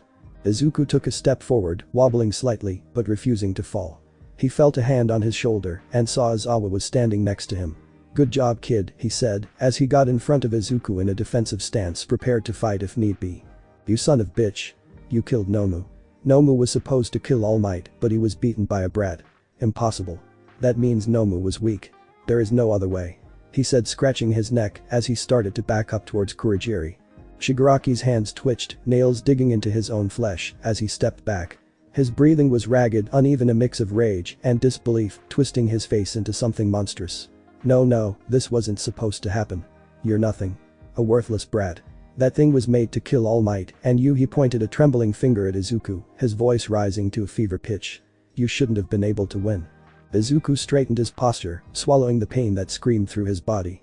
His muscles ached from the strain of channeling so much power, but he stood firm, green lightning still crackling weakly around him. "Maybe you should stop underestimating people," he said, his voice low but steady. "I may not be All Might, but I'm not weak." Shigaraki's expression twisted into something ugly, his hands jerking toward Izuku, as if to decay him where he stood. But Izawa was already moving, stepping fully in front of his student, his scarf unraveling slightly in preparation for another fight. "Back down," villain Izawa warned, his eyes glowing red as he activated erasure. "You lost." For a second, it seemed like Shigaraki might lunge anyway, madness and frustration boiling over. But before he could, Kurogiri's misty form solidified behind him. "Shigaraki," Kurogiri's voice was calm but urgent, "we must retreat." Shigaraki clenched his teeth so hard that it seemed like they might crack. His nails dug deeper into his neck, leaving red angry marks. Damn it all. Just know this, heroes are the scum of society. Heroes are no different than villains. Both cause destruction and pain, one just gets praised for it. Shigaraki's voice was filled with raw frustration, his fingers twitching as he scratched violently at his neck. His breath came out ragged, his red eyes burning with barely contained rage. Izuku, despite his exhaustion, narrowed his eyes. His body ached, his muscles screamed for rest, but he refused to let Shigaraki's words go unanswered. He straightened his back as much as his battered body would allow. "That's not true," he said, his voice hoarse but firm. "Heroes don't just destroy, they protect. They save lives. That's the difference." Shigaraki let out a bitter laugh, a twisted smirk curling on his lips. "Protect? Save lives?" He spat on the ground. "Tell that to the people who have lost everything in the crossfire. Tell that to the families ruined because a so-called hero couldn't save them in time. Tell me that to me." His voice cracked at the end, an unhinged mix of anger and something far more painful. "This isn't over," Shigaraki growled, his red eyes boring into Izuku's exhausted form. "You hear me, brat? I'll remember this. Next time, you won't be so lucky." "What do you mean next time?" said the towering figure of All Might as he appeared from behind Izuku. Shigaraki growled. "Fuck you, you bastard," he said, as step back into the portal disappeared as they teleported out of there. For a moment, everything was still. The battlefield was eerily quiet, the only sound the distant groaning of the damaged USJ structure. Then, the tension broke. "Izuku!" yelled Momo as she ran over to him alongside Toru. He was about to fall backward, but All Might was there to catch him. He looked at his battered and bruised son and couldn't help but feel guilty. He passed out from the pain and he wasn't surprised why. His arms were both reddish pink and in some areas purple from overexertion. He had so much energy coursing through him that it ripped his costume. The part remaining on him was his lower half. Cuts, bruises and gashes were riddled all over his body, as that was what could be seen. Momo leaned down and didn't know what to do now. He needs medical attention now, All Might said as he looked at him. "The recovery girl is on her way," he said, preparing to pick him up. "Head to the entrance. I'll tie up some of the villains. I'll tell you what happened in a bit," Aizawa said, wrapping his arm in bandages. All Might nodded as he rushed to the door at blinding speeds holding his son. Many of his classmates gasped at how their president was reduced to almost nothing. "God damn it. I failed him once again. I failed to be there to protect him and he had to step up. What the hell kind of father am I?" He had to wait a minute, but the reinforcements that Todoroki grabbed came running in to deal with the rest of the villains and help the students. All Might ran to the recovery girl holding Izuku in front of her. "Please, recovery girl, he needs it the most," he said, placing him down on the stretcher next to her. Recovery girl's eyes softened with a touch of concern as she examined the battered form of Izuku. His body was a map of destruction, bruises, cuts, and lacerations crisscrossed his skin, his costume barely clinging to him. All Might, his face drawn with guilt, stood beside her, his hands clenched into fists at his sides. She nodded sharply, her eyes flicking over to All Might. "He needs emergency surgery now," she said, kissing him on the chest. "It was enough to heal the cuts and gashes him. That should be enough to help, but we need to get him back now," she said as robots placed him in an ambulance. She verified to see if anyone else needed help, none other than Aizawa, but he said to help him first. "Go back and help. You can see him later," she said as she stepped into her ambulance. All Might stood frozen for a moment, his mind racing as recovery girl's words sank in. Emergency surgery. He had hoped that the worst was over, that his son would simply need rest and healing, but now, there was a sense of urgency that weighed heavily on him. He could feel the familiar dread creeping up in his chest. His thoughts kept circling back to one thing. He had failed to protect Izuku once more, and now it was coming back to haunt him. 30 minutes later. 30 minutes had passed since Izuku was rushed away in the ambulance, but the atmosphere outside the USJ was still thick with tension. Class 1 had gathered in small clusters, their voices low, but there was no hiding the exhaustion on their faces. Some students were trying to process what had just happened, while others remained silent, simply trying to catch their breath. Momo, her eyes red from holding back tears, paced back and forth, her mind running over the events. She couldn't shake the image of Izuku's battered body, the way his costume had been torn apart by sheer force, and how close he had come to being lost in the chaos. Jiro had come out of the building looking around to see where the friends were, and looked to see Momo. When her eyes fell on Momo, pacing restlessly, Jiro felt a knot tighten in her chest. She could see the distress in her friend's posture, the way she held herself together by the thinnest of threads. Without thinking, Jiro made her way over, her footsteps light despite the heavy weight in the air. "Momo," Jiro called softly, her voice careful. "Hey, are you okay? Where's Izuku?" she asked worriedly, looking for one of her green-haired friends. "Izuku," Momo started, her voice cracking. "He's in surgery right now. The recovery girl said he needed it immediately." I just trailed off, unable to finish the sentence, as worry and guilt threatened to overtake her. Jiro went wide-eyed. What? Is he okay?" she said, shaking her slightly. "I don't know Kyoka," she said. "He was so hurt that you would barely recognize him." "I can't believe it," Jiro murmured, her voice trembling as she processed the information. "Izuku, he's always been so strong. How could it get this bad?" "I don't know," she said, as she had tears streaming down her face. Jiro pulled her into a hug as she had tears fill her eyes. "You better be okay, nerd," she thought to herself. The police arrived and asked the class questions about what happened. Class 1 had gathered, their eyes tired and full of worry as they waited their turn to answer questions. The tension in the air was thick, everyone was still processing the chaotic events, and the weight of Izuku's injury hung over them. One by one, the students were called up to give their accounts of what had happened. While that was happening, the teachers talked amongst each other. "What do you mean that Noma thing was meant to take me down?" asked All Might in surprise. "That is what I mean. This monster possessed multiple quirks meant to neutralize you and take you down. This so-called League of Villains wanted you dead," said Izawa with his arm in a cast now. Izawa, despite his own injuries, was quick to continue, his voice firm and authoritative. "They underestimated you, All Might. But this Noma was a game changer. If it wasn't for Izuku, it could have been much worse." Nezu nodded at this. "Now you do realize one thing. Even if Izuku is heavily injured, this monster called Nomu was supposed to defeat All Might. That means that Izuku has the power equivalent or more powerful than All Might here. Granted he can't control, but that means eventually he will." Was all Samantha said, with many others agreeing. "This is a matter that must be resolved later, but All Might, go see him," said Nezu, as All Might nodded, bolting off. In a matter of minutes, All Might ran down the halls of UA and reached Recovery Girl's room. He transformed back to his skinny form and knocked on the door quickly. "Tashinori," she greeted him, her voice soft but stern. "I see you're ready to see him." Tashinori nodded, swallowing the lump that had formed in his throat. "How is he? Is he stable?" Recovery Girl's eyes softened as she stepped aside to let him in. "He's stable for now. The surgery was a success, but his body's been through a lot. Healing from the damage he sustained will take time." Walking into the room, Tashinori's eyes immediately fell on Izuku's frail form lying in the bed, connected to various machines that beeped rhythmically in the otherwise quiet space. The green-haired boy's face was pale, and the damage to his body was hard to ignore. His arms, legs, and chest wrapped in bandages, his chest gently rising and falling with each breath, though it was clear every movement was a struggle. He went over to sit next to him by the bed and sighed, leaning over it. "I should have been there," Tashinori whispered, his voice hoarse with emotion. "I should have protected him better." "Now listen to Tashinori. I am still pissed after all you have done to this boy for years, but one thing is for certain. You couldn't have known what was going to happen at the USJ," she said, walking over to the bed. "Not what I mean," he said, looking at Izuku's chest. "I said I was going to make it up to him and show him that I would be better, but I wasn't there for him when he needed my strength most," he said sadly. "Try not to dwell on it," she said, as she looked at his scans. "Just be here for him," she said, preparing to give Izuku a stamina shot. League of Villains hideout. Shigaraki stumbled out, his hands still trembling, his red eyes burning with a frustrated rage that threatened to consume him. He scratched violently at his neck, the already raw skin flaking beneath his nails. He stalked towards a cracked and grimy bar counter, slamming his hands down on the surface, the force of the impact echoing through the sparsely furnished room. "Kurajiri, who is that brat?" he asked bitterly. "I do not know, Shigaraki," he said, adjusting his tie and walking behind the counter. The monitor flickered to life, displaying the distorted face of a man shrouded in shadow. "Ah, I hear you are back," the voice rasped, laced with a chilling amusement. "How did it go at the USJ and with All Might?" Shigaraki's fists clenched tighter.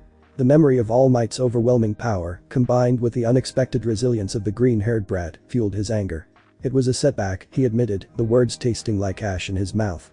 That child spat on the floor, a dark stain blooming on the already grimy surface. He interfered. He got in the way. Interfered. The voice echoed, a hint of curiosity creeping into the tone. Tell me more. Shigaraki took a couple of deep breaths before speaking. This child with green hair was not only able to beat Nomu, he overtook Nomu and decimated Nomu. And All Might wasn't even there. He beat Nomu on his own now. And no, not my Nomu. I spent months on it just to be wasted, said the doctor. Decimated Nomu. The voice on the monitor echoed, a hint of surprise and perhaps something else, flickering in its tone. Are you certain, Shigaraki? Nomu was designed to counter All Might, equipped with multiple quirks specifically chosen for that purpose. For a child to defeat it alone. Shigaraki slammed his fist on the counter again, the cracked surface groaning under the impact. I saw it with my own eyes. The bratty unleashed a power I've never seen before. Raw, untamed, it was like nothing I've ever encountered. Nomu didn't stand a chance. Gurigiri, ever the pragmatist, interjected, Shigaraki's assessment is accurate. While the boy's control over his quirk was erratic, the sheer destructive force he wielded was undeniable. It overwhelmed Nomu, bypassing its enhanced durability and multiple quirks. It was unsettling. The voice on the monitor was silent for a moment, processing this information. Unsettling indeed, it finally murmured. Although it is interesting. We have a new task. Find out about this child. But, what about the goal? Asked Shigaraki. All Might is still a big goal in our plan. This child proves interest.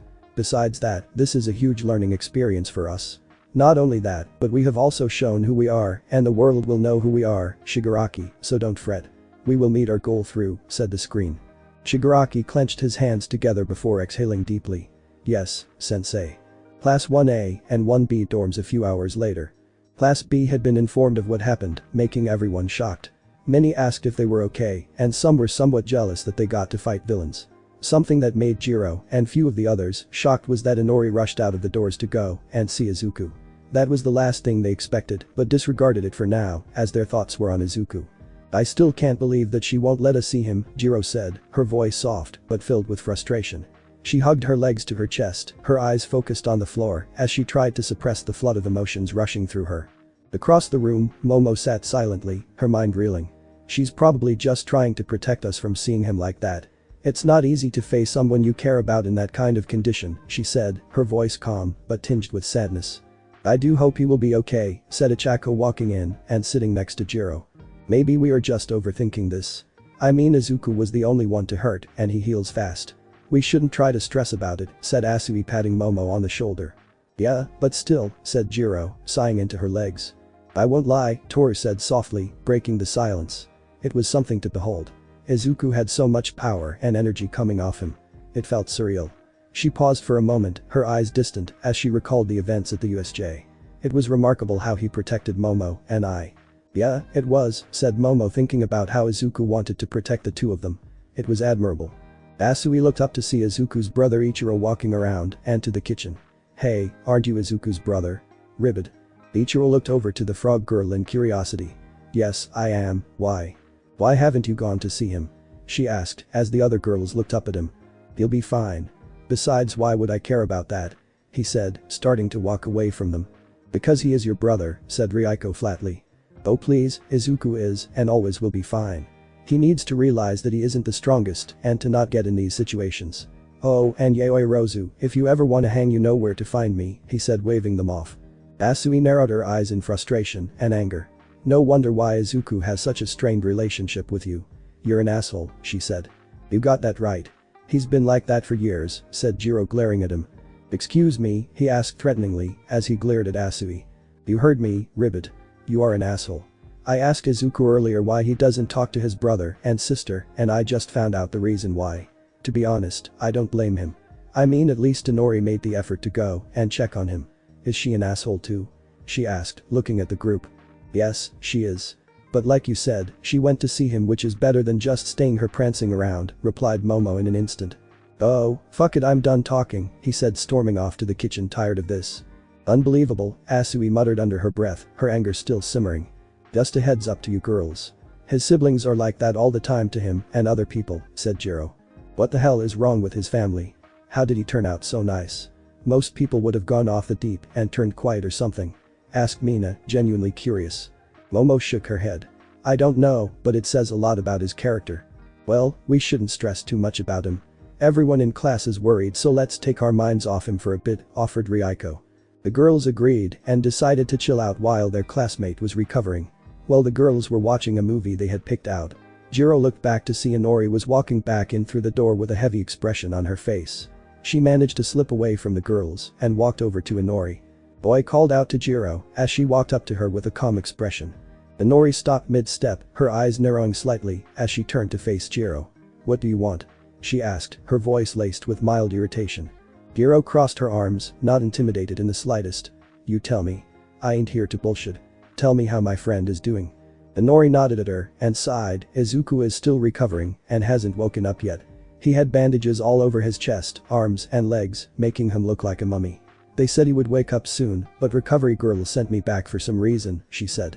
Jiro's expression remained neutral, but she could feel a twinge of irritation at Inori's casual tone. Send you back, huh? What, did she kick you out? She said that it was getting late and told me to head back, she said. Jiro studied Inori for a moment, trying to gauge whether she was being completely honest or just playing it off. The tension in the air was palpable, and Jiro couldn't help but wonder if there was more to this than Inori was letting on. She wasn't sure what to make of her, especially after seeing how Inori had distanced herself from Izuku for so long. Well, if that is all then, I'll get going, said Jiro as she turned around but was stopped by Inori with her voice. Inori's voice stopped Jiro in her tracks, her tone softer than before. Wait, Jiro, she said, her words hanging in the air for a moment.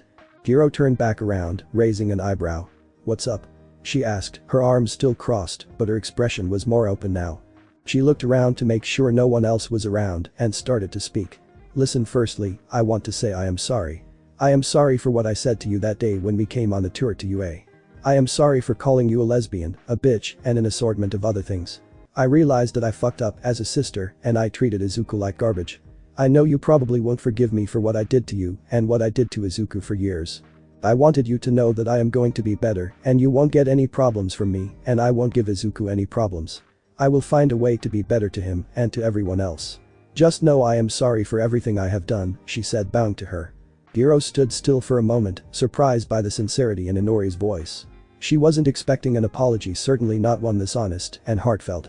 Her usual tough exterior softened and she uncrossed her arms, her gaze focused intently on Inori. You really mean that? Jiro asked, her voice calm but with a hint of disbelief. Yes. I am not asking for you to forgive me, and I realize that there is a chance Izuku will never forgive me, but I am going to do everything I can to make it up to him, she said, standing back up but not making eye contact. I've been a coward for so long. I didn't want to face the fact that I hurt him and I didn't want to admit how badly I messed up. But if I'm going to change, I need to face it. Jiro nodded at her. Well, you are right about one thing. I won't forget what you said to me that day, but it takes balls to admit that you are wrong, and that is the first step. I can't speak for Izuku for if he will ever forgive you or want you back in your life, but do know one thing, though, Jiro continued. Actions speak louder than words. If you really want to make things right, you're going to have to show it. Not just to Izuku, but to everyone. You can't just say sorry and expect it all to be forgotten. You've got to prove it. I know, she said, looking up at her. I am going to get out of your hair, she said, walking away to go and sit on an empty couch. Jiro watched as Inori walked to a couch, her shoulders slumped, carrying the weight of her words. The air between them had shifted, the tension that had once been thick now starting to dissipate. But Jiro couldn't ignore the lingering uncertainty. Was Inori truly going to change? Or was this just another fleeting moment of guilt? Izuku opened his eyes to see that he wasn't in the hospital room like he thought he was going to be in. He wasn't in his mind space either. This was something different. He looked around to see an empty void with many colors of black, green, red, and many others. Izuku turned around to see energy forming before him as three figures started to manifest. Izuku blinked in disbelief, his eyes scanning the strange, endless void around him. The colors swirling black, green, red, and others seemed to pulse with an otherworldly energy, but the sensations he felt didn't match the fear or confusion he expected. Instead, there was an undeniable sense of power and connection that coursed through his veins. It was as if he had been placed in the heart of something far bigger than himself. Before he could fully process the situation, the energy before him began to shift. It rippled and twisted as three figures slowly manifested out of the chaos, their forms beginning to take shape as they solidified in front of him. Izuku took an instinctive step back, his heart pounding in his chest. His first thought was that he was still dreaming, that his mind was playing tricks on him as he lay in his hospital bed recovering. But, as the figures became more defined, there was no denying that this wasn't a dream. This was real. "Hello, Izuku," said the first man. He was a tall man with a black head with silver hair done in a ponytail. Izuku was about to speak, but the man held up his hand. "We do not have much time here, so let us do the talking. I am the third user of One for All, Bruce, my quirk being Fajin. Next to me is Hikage Shinomori, the fourth user, his being Danger Sense. Lastly, the fifth user badly over there is Dagoro Banjo, his quirk being Black Whip." Izuku's eyes widened, as if these were the guys that he used to create his quirks from. He wondered why they were here. Bruce continued to speak. "We are here to tell you that what you did evolved the quirks, as I am sure you know," he said, clutching his side from part of him starting to fade away. "Alright, the way Fajin evolved was like this. Fajin is now able to absorb some kinetic energy from attacks thrown at you. However, it can only absorb about 20% of that energy being unleashed on you. That is why you were able to defeat the creature a bit easier." The fourth user spoke up this time. "Danger Sense," Hikage said, his voice carrying an aura of wisdom. "It has evolved into something far more intricate now. You've always had an instinct to sense danger, but now, your danger sense can tap into the very environment around you. It's not just about sensing threats to your life anymore. It's about feeling the intentions and emotions of those near you. You will sense any negative emotion being directed at you. I mean the severe ones, not the casual ones. More like malicious, hostile, or dangerous emotions. Your danger sense has evolved to detect these deeper, more intense feelings, allowing you to identify people with bad intentions, or those who may pose a significant threat to you or your loved ones. You will even be able to sense the weight of the air around you. The atmosphere will shift based on the energy surrounding you, giving you a kind of emotional radar. Trust your instincts when you feel this shift, because your body will be reacting to things beyond the physical realm," he said, as he faded away, as well. The fifth user stood up proud to him smiling. "Black Whip, as you have seen, is now able to be split with itself to create multiple strands from the same strand. It can also stretch much further than before, with it being able to bend much easier to what you want to shape it, and it will now respond to your emotions better than just your physical input. Just be sure not to get super pissed while using, otherwise you will be in trouble." Izuku nodded as he processed this. He watched as the three users started to fade in and out. Before they faded completely, Bruce spoke once more. "We shall meet again on the 10th. Just continue to progress and you will be fine." Izuku's breath hitched as the feeling of connection, the power coursing through his veins, seemed to be pulled from him all at once. The energy began to dissipate like a fading storm, and everything around him turned to darkness. The colors, the voices, the sensation of otherworldly power, all of it disappeared, leaving him in a vast nothingness. He felt a sudden jolt, a pull at his core, and in the blink of an eye, everything came crashing back. Thud. Izuku gasped for air as his eyes snapped open, the harsh, sterile light of the hospital room blinding him. His body felt heavy, his head throbbing, as if he'd been hit by a freight train. Slowly, he blinked, his vision clearing, as he registered the familiar surroundings of the hospital bed. The beeping of machines and the faint smell of antiseptic filled his senses. "Ugh," he groaned, rubbing his face with one hand, still reeling from the strange experience he just endured. He wasn't sure what had happened, but one thing was clear: whatever it was, it had left a mark on him. He looked down to see he was covered from head to toe in bandages. His right arm was in a cast, likely from the blow he unleashed on the Nomu.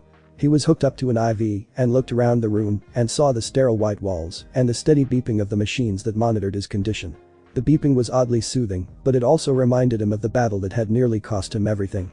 His mind was still foggy, trying to process the experience in the void, and now he was back, lying in a hospital bed, his body battered and bruised. "Well, hello young man," said Recovery Girl, walking over to him.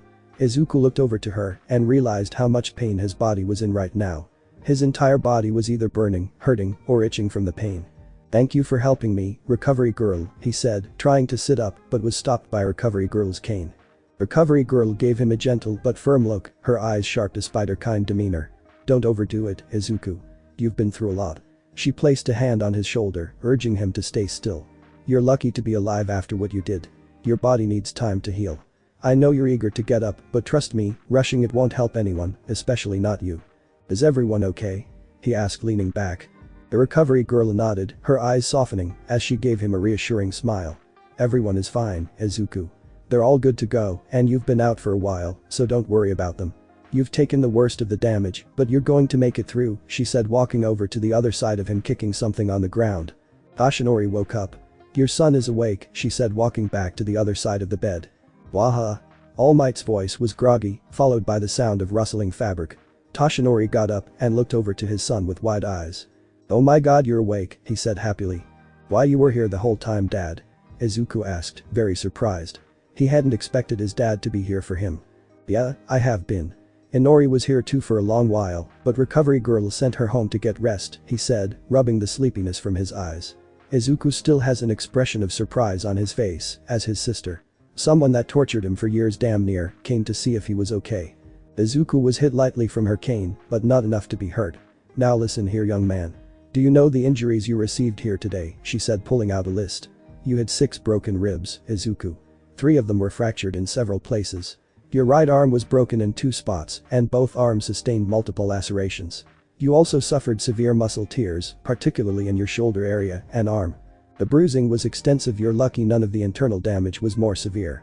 If you had pushed yourself any further during the battle, we might not be having this conversation." Izuku's eyes widened as she spoke, the weight of his injuries hitting him like a ton of bricks. He had been so focused on the fight, on pushing through to protect everyone, that he hadn't even realized how badly his body had been damaged. Hearing recovery girl list off the details made it all too real. "I didn't realize it was that bad," he muttered, trying to process the full extent of what had happened. His body had been pushed beyond its limits, but it didn't seem to matter when all he cared about was stopping the Nomu, saving his friends, and making sure they were safe. "Yeah, you severely hurt yourself in the process," she said, somewhat annoyed. "I can tell," he said, smiling slightly, and winced under the pain. The recovery girl sighed as she backed over to him. "Listen, as hurt as you are on your upper body, your lower body is good to go.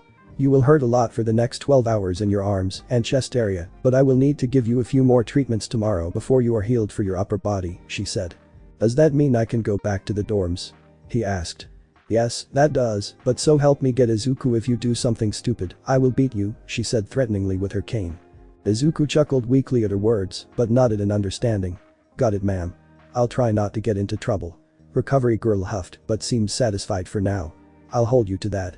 Now, get some rest before you head back. I don't want to see you stumbling around the dorms like a zombie." Toshinori stood up as he was prepared to help Izuku. "You want a ride to the dorm, son?" he asked. "Yeah, that'll be nice," he said, pushing through the pain and sitting up. Toshinori moved closer, offering his arm for support. Izuku hesitated for a moment before taking it, gripping tightly as he swung his legs over the edge of the hospital bed. The sharp ache in his ribs and arms flared up instantly, making him suck in a breath, but he refused to let it show too much. He had been through worse, he could handle this. "Easy now," Toshinori said, his voice laced with concern. "No need to rush." "I know," Izuku muttered, adjusting to the movement. He hated feeling so weak, so dependent, but he also knew there was no way he was making it back to the dorms on his own without collapsing halfway there. As he stood, the shift in weight sent another jolt of pain through his upper body. His face twitched, but he straightened his posture. Toshinori gave him a careful once-over before nodding approvingly. The recovery girl watched from the side, arms crossed. "You boys take care. And Izuku," she added, pointing her cane at him one last time. "If I hear that you aggravated your injuries, I will personally drag you back here myself." Izuku gave a weak thumbs up. "Understood." Toshinori and Izuku walked in silence for a while as they made their way to the vehicle with his dad opening the door for him. Izuku carefully eased himself into the passenger seat, his sore muscles protesting every slight movement. Toshinori closed the door behind him before walking around to the driver's side and sliding in. Toshinori kept glancing at his son with worry before speaking. "Sorry, son," he said quietly. Izuku raised a brow, but let him continue. "Sorry I wasn't there to help her defeat that Nomu thing. You had to step up to the plate for my absence. I am sorry I failed you again," he said sincerely. That Izuku started, his voice soft. "Well, I am still pissed at you for how I've been treated these past years. Just know the USJ and that Nomu creature or whatever it was is not your fault. You physically could not have known that that was going to happen in the first place. Plus, I saw that you stopped several incidents this morning, meaning that you used all your time." Toshinori's hands tightened on the steering wheel as he took in Izuku's words. "I'm still sorry, though," Toshinori murmured, his voice tinged with regret. "I should have been there, even if I couldn't have anticipated that exact situation. As a hero, I should have been able to protect you." "I get it, Dad," said Izuku, adjusting himself. "But that wasn't your fault. A lot of stuff is your fault, but the villains and that Nomu thing wasn't." Toshinori nodded as he looked back at his son. There was a silence between the two of them when Izuku spoke up again. "You said Inori came to see me earlier," he asked, holding onto the door handle as he turned the corner. "Yeah, she did. I texted her, and Ichiro, and she rushed in after a few minutes. I texted her. She had looked worried the whole time. Ichiro didn't show up though, he said quietly. Izuku had a blank expression as he thought about it. Inori showing was a surprise, while Ichiro not showing wasn't. Though he didn't express he was glad Inori stopped messing with him. Not much was said between them as Toshinori pulled up to the dorms. He got out and opened the car door for him, and Izuku stepped out with some pain. "Do you need any more help, Izuku?" he asked. "I think I'm good. I need to be quiet since it's like 3 in the morning right now and I don't want to wake anyone up," he said, adjusting his voice. "Are you sure?" He just wanted to make sure. Izuku gave a small reassuring smile, despite the exhaustion etched across his face. "I'm sure, Dad.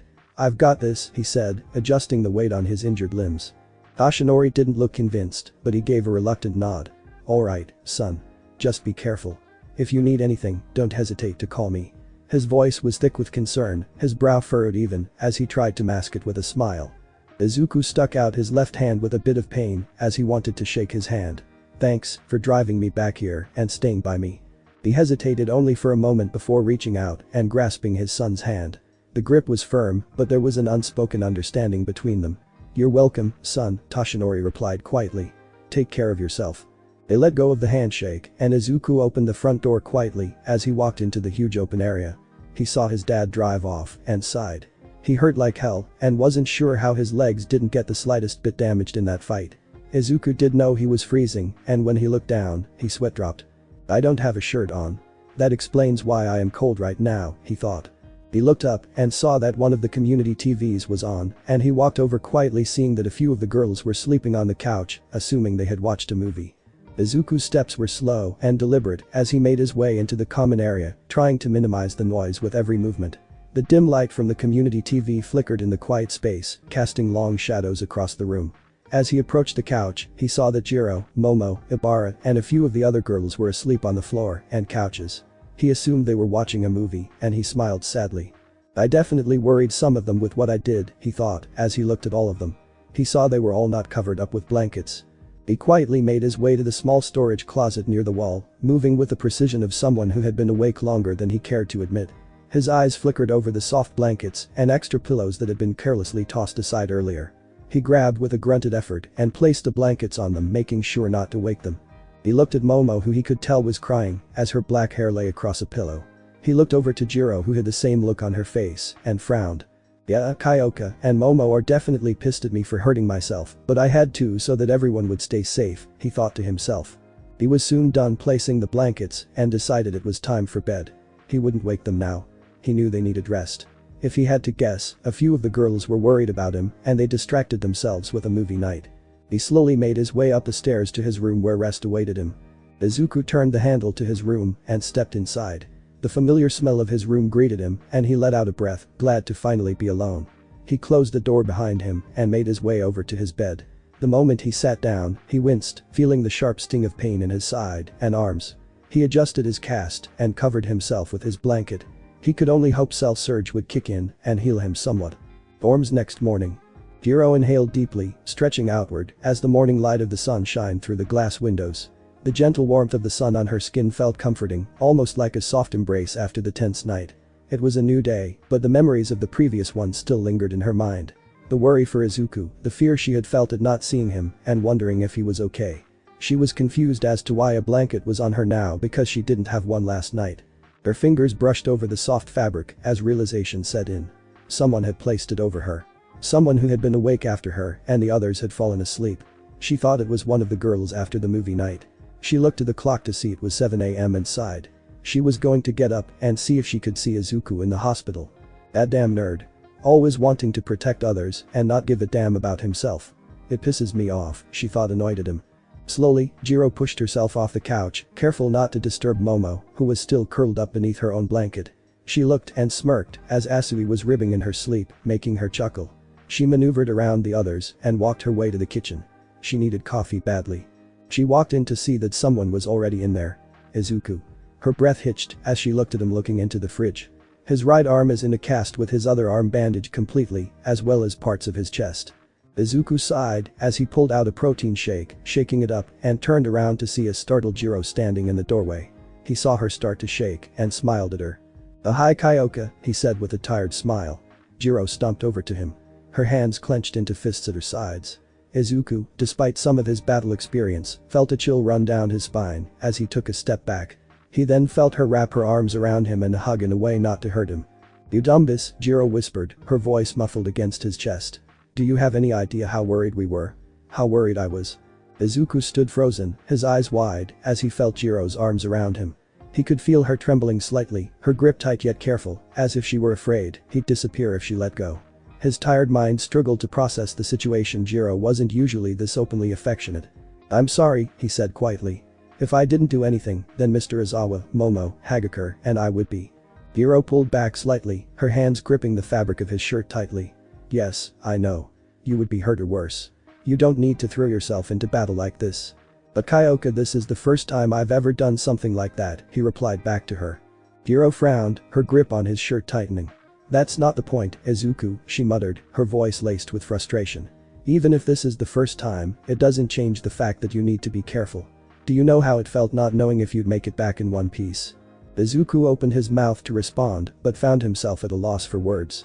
He had always been focused on protecting others, never really stopping to think about how his actions affected those around him. He glanced down at Jiro, noticing the slight redness in her eyes. Had she been crying before she woke up? His heart clenched at the thought.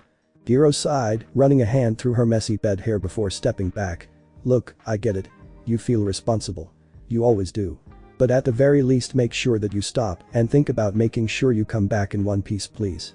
Izuku stared at her for a long moment before nodding slowly. "I'll try," he said, his voice soft. Jiro sighed, her shoulders sagging, as some of her tension eased. "Good," she murmured.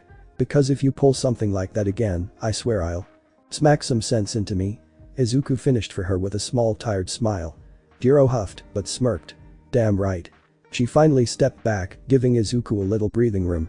He took a sip of his protein shake, and for a moment, the two just stood there in comfortable silence.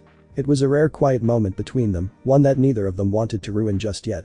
The peaceful moment, however, didn't last long. "Izuku." Both turned to see Momo standing in the doorway, her eyes widening in shock as she took in his injured state. "You're awake," she gasped, rushing over to him. She wrapped him in a hug and he winced in pain as she squeezed him tight. Momo. "You are kind of squeezing our friend here," said Jiro, somewhat jealous. Momo quickly pulled back, her face flushing red as she realized what she had done. "Oh. I'm so sorry, Izuku. I didn't mean to hurt you," she exclaimed, her hands hovering over his shoulders as if she wanted to help but didn't know how. Izuku chuckled weakly, rubbing the spot where she had squeezed him. "It's okay, Momo. Just a little sore." Jiro crossed her arms, raising an eyebrow at Momo. "A little sore? Your whole body looks like it's been through a meat grinder, dude," she said, unimpressed. "But when did you come back? Why didn't you wake us up?" she asked, hovering over him. "I didn't want to wake you all up so you could sleep. I got blankets for all of you cause some of you didn't have them," he said, taking a sip of his protein shake. Jiro gave Izuku a skeptical look, clearly not buying his explanation. "You think we wouldn't have wanted to wake up and help you?" she asked, her voice a little sharper than usual. Izuku lowered his gaze, feeling the weight of her words. "I know, but you were all already so exhausted and I didn't want to worry anyone more than I had to." He let out a small sigh, massaging his sore shoulder. "Besides, I knew you'd all be angry if you saw how messed up I really was." Momo, who had been standing silently for a moment, stepped forward, her brows furrowed in concern. "Izuku, we're not angry. We're worried." "Then why does Kyoka look like she is about to strangle me?" he asked, trying to calm her down. Jiro's earphone jacks twitched in annoyance. "Because you are sitting here looking like you came out of an Egyptian coffin right now." Izuku let out a quiet laugh, though it was quickly followed by a wince. "I'm really not that bad," he mumbled, but he could feel the burn of his sore muscles and the bruises that covered his body. His friends were right, he definitely looked worse than he felt. Self-Surge took care of him pretty decently. Soon everyone had some downstairs to see their class president back from the fight with Nomu, and Izuku was glad for the attention, but this was a bit much for him. Izuku sat back against the couch, the noise of his classmates' chatter swirling around him. Everyone was relieved to see him awake, and while he appreciated their concern, it was overwhelming. His body ached from the battle, his muscles sore, and his bruises still fresh, but it was the emotional toll that was the hardest to shake. Even with the soft hum of their voices filling the space, he felt a strange kind of loneliness. Not that anyone was being distant, quite the opposite, in fact they were all hovering around him, asking questions, offering support. He found out that both classes had the day off from admin to recover, and he was fine with that. He still needed to be healed to 100% and he was feeling around 67% right now. Some people in Class B showed a mix of concern, happiness, and some jealousy they got to miss out on a fight. Ibarra saw him and went up to hug him and said he was glad he was okay. Izuku felt his cheeks burn slightly as he watched Mineta squirm from the corner of his eye, trying to sneak a glance at some of the girls in Class B who were doting on him. Ibarra, on the other hand, seemed genuine in her care as she pulled him into a gentle hug. "I'm glad you're okay, Izuku," she said softly, her voice filled with sincerity. He was taken aback, not expecting the hug but appreciating the warmth of it. Thanks, Ibarra," he muttered, a faint smile tugging at his lips despite the dull throb in his body. Conversation continued though Izuku saw a few UA teachers coming up to them. He saw a recovery girl, which meant she was here for his finishing treatment. He also saw Hound Dog, All Might, and what looked like a detective approach the building. The arrival of the teachers shifted the atmosphere slightly. The lively chatter of the students quieted down, replaced by a murmur of greetings and acknowledgements.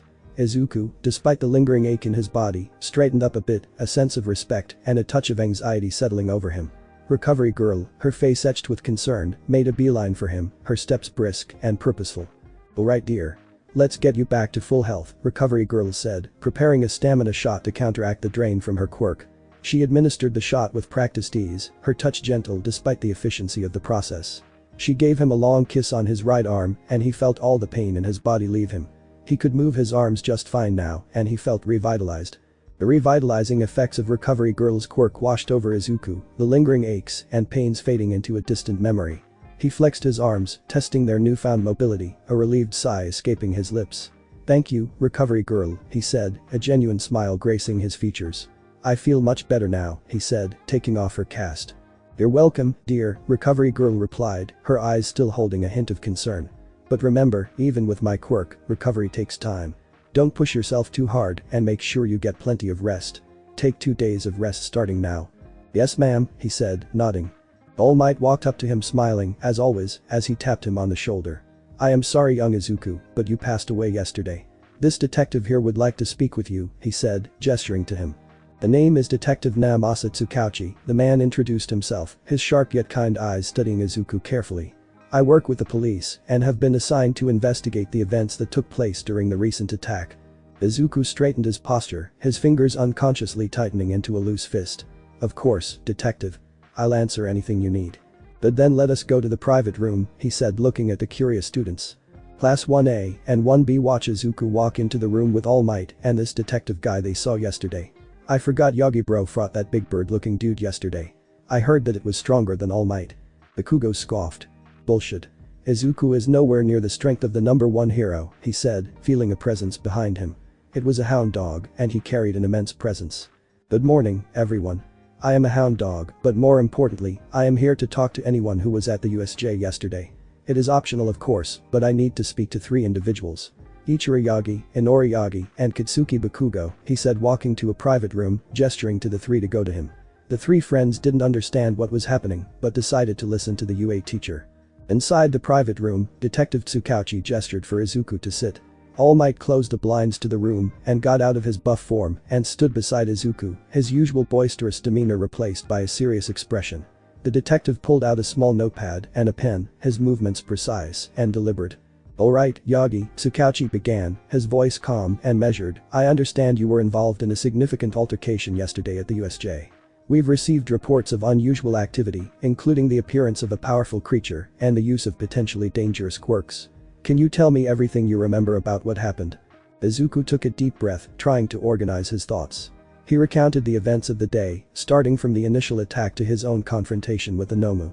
He talked about him saving Eraserhead from the Nomu, as well as fighting it by pushing his limits. He also talked about how the villains had the agenda to kill All Might, as well as the creature having the same strength as All Might. Tsukauchi listened intently, occasionally interrupting with clarifying questions. He jotted down notes, his pen scratching against the paper. All Might remained silent, his eyes fixed on Izuku, a mixture of pride and concern etched on his face. He was proud of Izuku's bravery and quick thinking, but concerned about the burden he was carrying. Izuku cleared his throat before speaking once more. "I do have a question about Nomu. I didn't kill it, did I?" he asked worriedly. Tsukauchi paused, his pen hovering over his notepad. He exchanged a brief glance with All Might before turning back to Izuku. "No, Izuku, you did not kill Nomu. It was apprehended. it's currently in secure custody.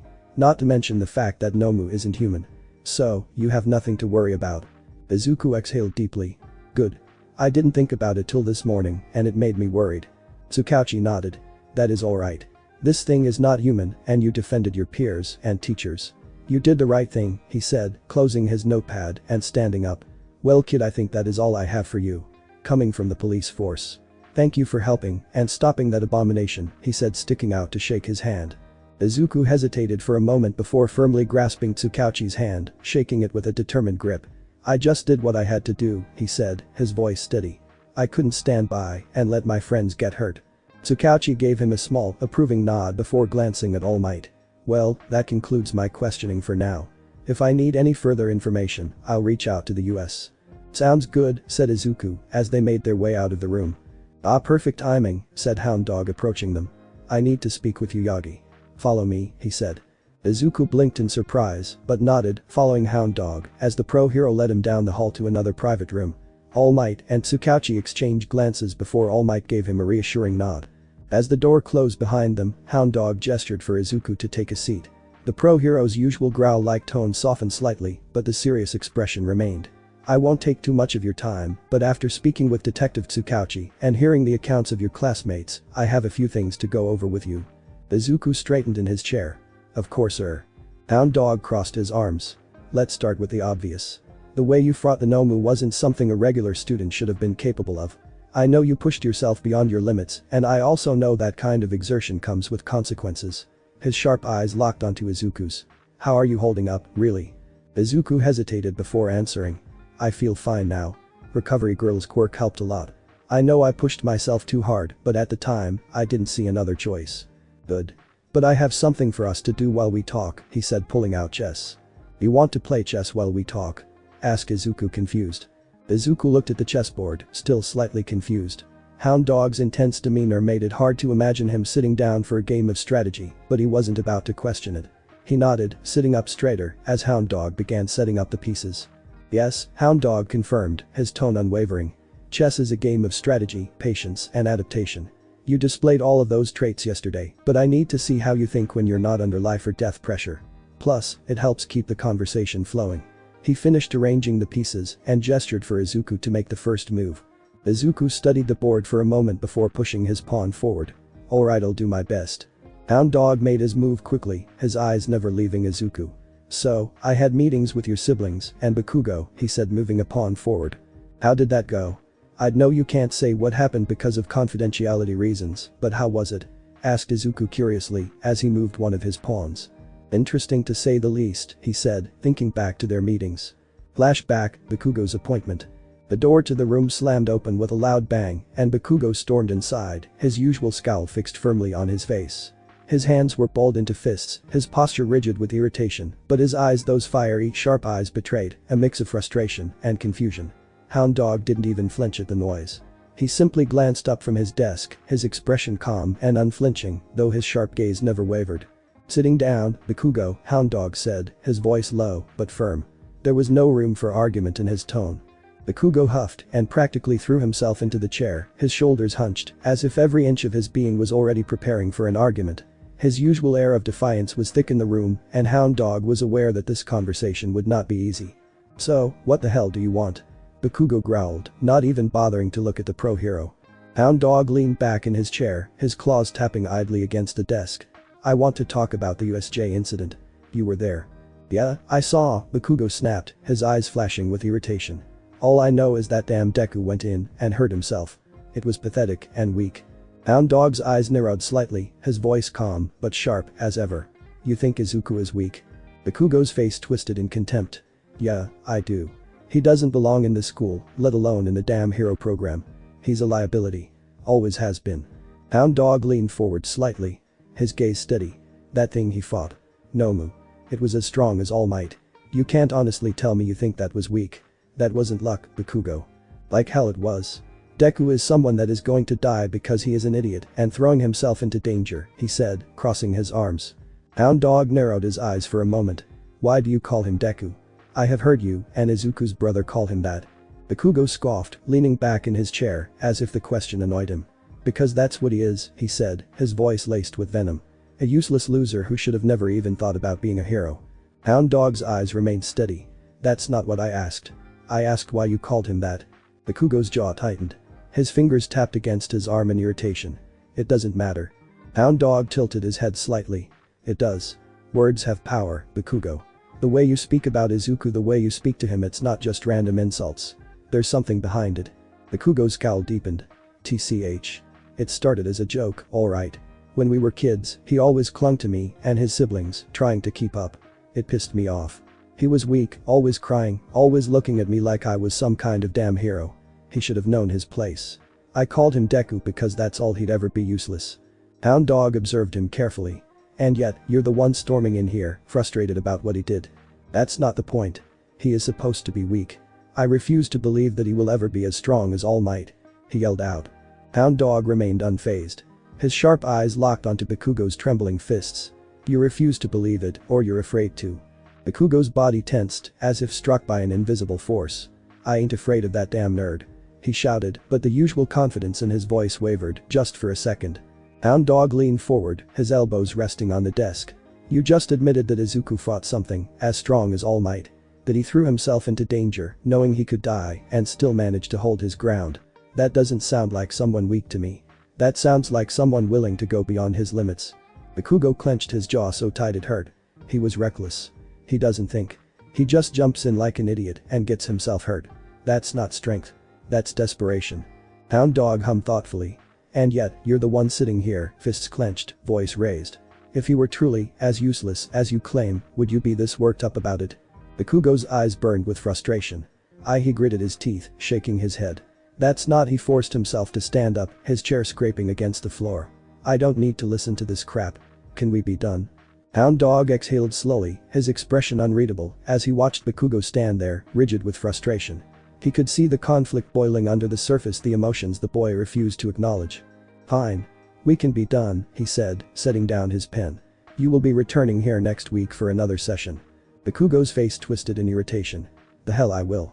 I ain't coming back here to listen to this crap again. Hound Dog remained calm, his unwavering gaze locking onto Bakugo's fiery eyes. It's not optional. Bakugo clenched his fists, sparks crackling between his fingers. You can't make me.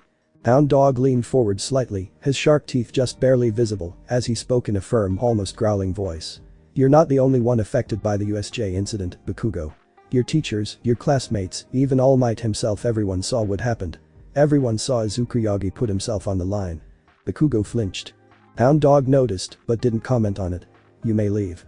Bakugo didn't hesitate to storm out of the office, slamming the door behind him with a loud bang. His breathing was heavy, his fists still clenched tightly at his sides, as he walked down the hallway. That damn bastard. That damn nerd. That damn Deku. I can't let him get better than me. I need to train. He thought, as he walked away to work on his quirk. Flashback, Ichiro's appointment. Alright, Ichiro Yagi. Would you like to tell me anything to start this conversation out? Asked Hound Dog. Not really. Why am I here? Ichiro asked, shuffling around. We are here just to talk. Talk about anything really, said Hound Dog, leaning back in his chair. Your brother fought in the US against that creature everyone is talking about. How do you feel about that? He seems quite strong. TCH. Deku isn't that strong, he said, grumbling. Oh? That's interesting, Hound Dog mused, tapping a clawed finger against the desk. From what I've gathered, he held his own against a Nomu, a creature designed to take down All Might. That takes a level of strength most people don't have. Ichiro scoffed, crossing his arms. He just got lucky. If it weren't for that healing lady, he'd be in a hospital bed right now. He's reckless, not strong. Hound Dog hummed thoughtfully. Reckless, perhaps.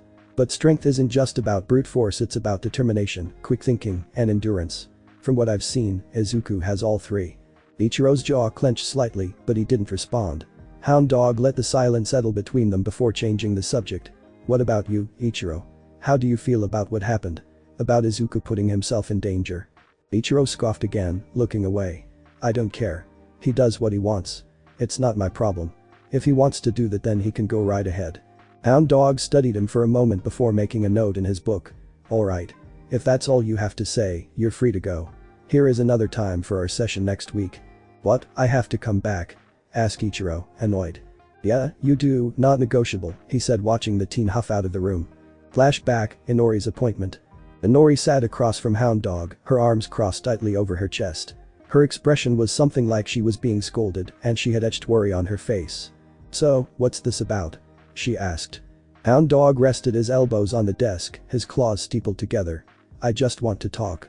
Your brother was involved in the USJ attack and I want to hear your thoughts on it."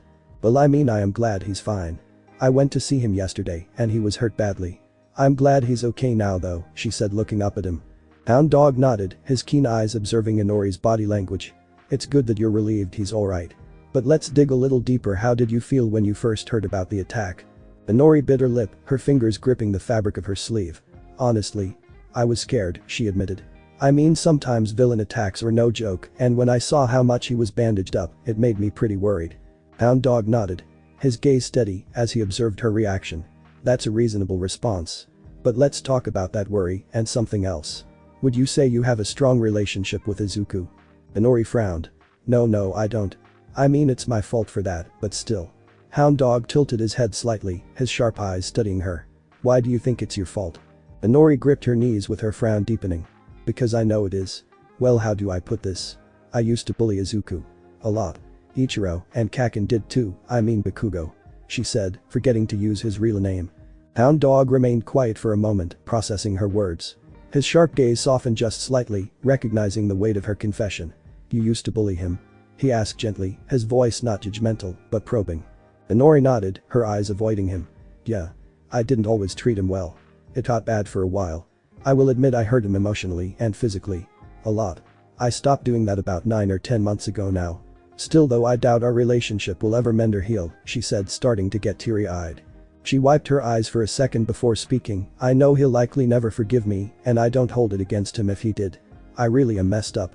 I hurt him in more ways than one." "Inori," Hound Dog began softly, "what you did in the past, that's something you'll have to live with.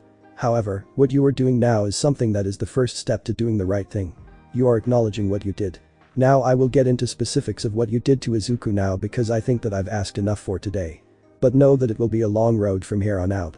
"I understand," she said quietly, her voice shaky as she wiped away another tear. "I know it's not going to be easy and I don't expect things to just magically get better. I just wish I could take back what I did. But I know I can't." Hound Dog nodded, his eyes never leaving hers. "Regret and acknowledgement are important, Inori.